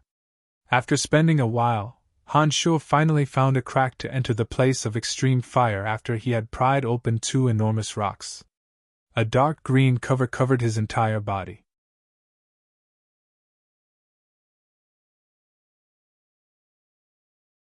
Han Shuo slowly descended into the place of extreme fire through the crack.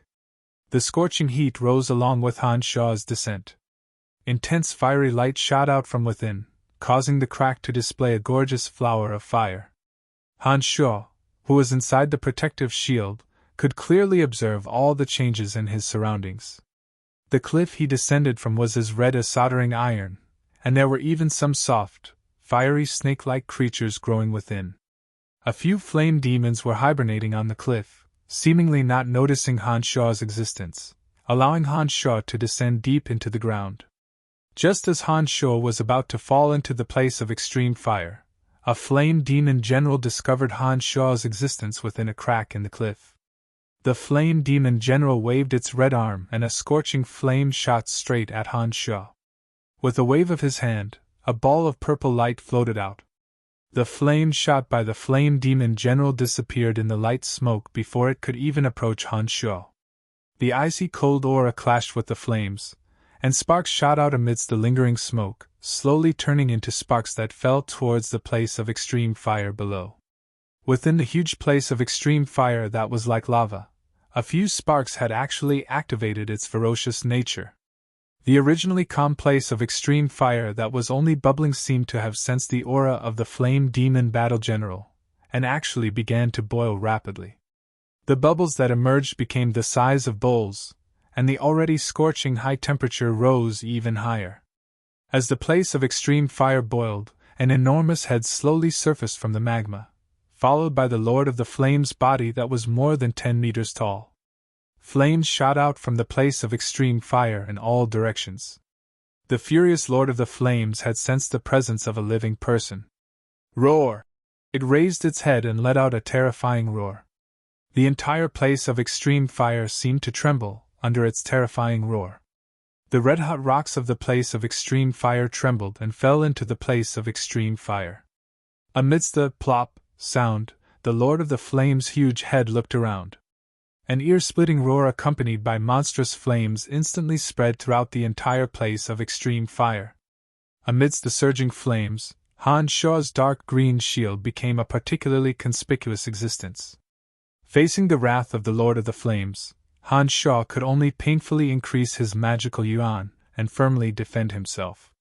In the separate demon realm, Han Shuo's strength had indeed skyrocketed. If he had been in the bloodlust realm last time, such a fierce and all-encompassing attack of flames might have roasted and cracked Han Shuo's shield. Right now, Han Shuo's face was as red as blood, and the protective barrier on his body was crackling incessantly. However, Han Shuo was still able to withstand the assault of the continuously rising temperature.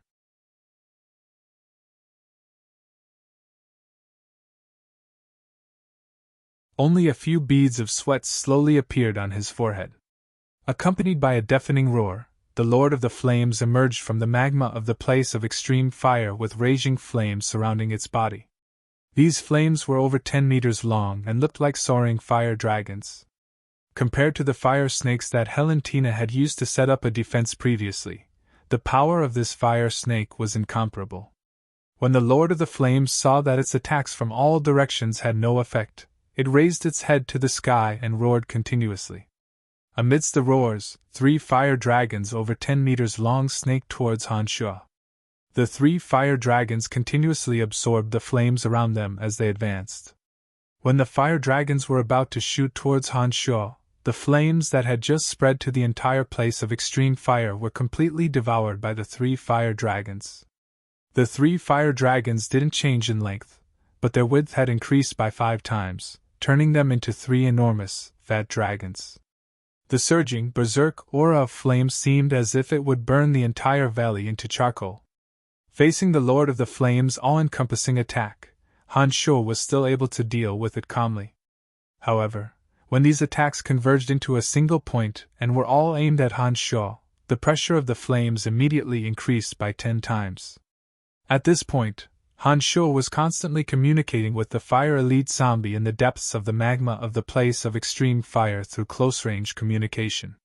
Han Shuo was using all of his energy to deal with the attacks.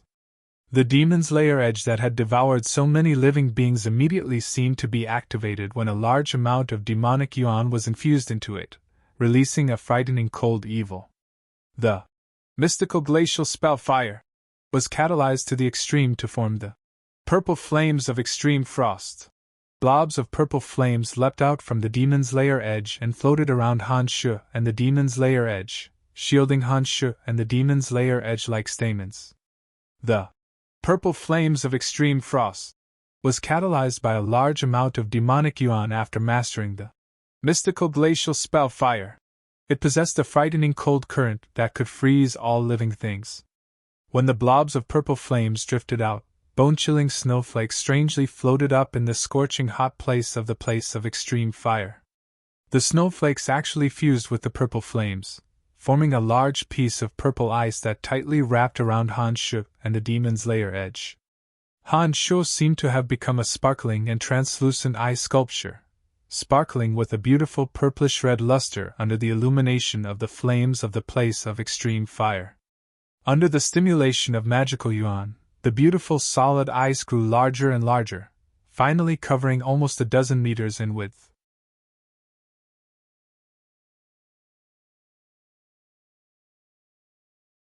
Han Shuo continued to stimulate the magical yuan within, causing the entire solid ice to emit a chilling aura. Before the three plump fire dragons even got close to the solid ice, the high temperature and cold temperature caused thick smoke to rise. Then, amidst the smoke that covered the entire place of extreme fire, the three fire dragons finally bombarded the 10-meter thick solid ice with the roar of the Lord of the Flames. Crackle, crackle! Rumble! The terrifying sounds of the collision lingered for a long time. Magnificent purple and red lights continuously rose and fell into thick smoke. Large chunks of ice and rock fell into the place of extreme fire with loud plopping sounds. During this process, the Lord of the Flames roared and used its control of the place of extreme fire to shoot even more boiling hot lava from the magma of the place of extreme fire towards the thick smoke in the center. Han Shuo, who was channeling his demonic yuan with all his might, was still unable to stop the invasion of the flames. Under such a heavy attack, the 10-meter thick solid ice was rapidly melting. In just a short while, it had already been reduced to a quarter of its original size. The monstrous flames and surging magma still tirelessly continued to attack Han Shuo. However, Han Shuo's demonic yuan wasn't limitless, and he was gradually beginning to be unable to withstand it. At this moment, Han Shuo was still rapidly communicating with the Fire Elite Zombie through his connection. In addition, he began to chant a lengthy magical incantation. All of a sudden, a thick layer of dark clouds appeared out of nowhere on the 3-meter-long solid ice. Thick white bones intertwined like tree trunks within the thick layer of clouds, forming an incomparably large bone cage. Within the bone cage was a layer of solid ice. Ha! Break! As the bone cage turned from crystal clear to pitch black and started to emit smoke, Han Shuo abruptly shouted out these two runes that resounded throughout the place of extreme fire. All of a sudden, loud explosions sounded from the surrounding rock walls where Han Shuo had set up a few months ago. During this process, the fire yuan energy that had been flowing towards the central place of extreme fire suddenly stopped. A bewitching lotus flower slowly rose from the bubbling magma of the place of extreme fire amidst the incessant sounds of explosions. You're tuning into the Phoenix Knights YouTube channel. Don't forget to subscribe and join us on this journey to catch the most captivating stories.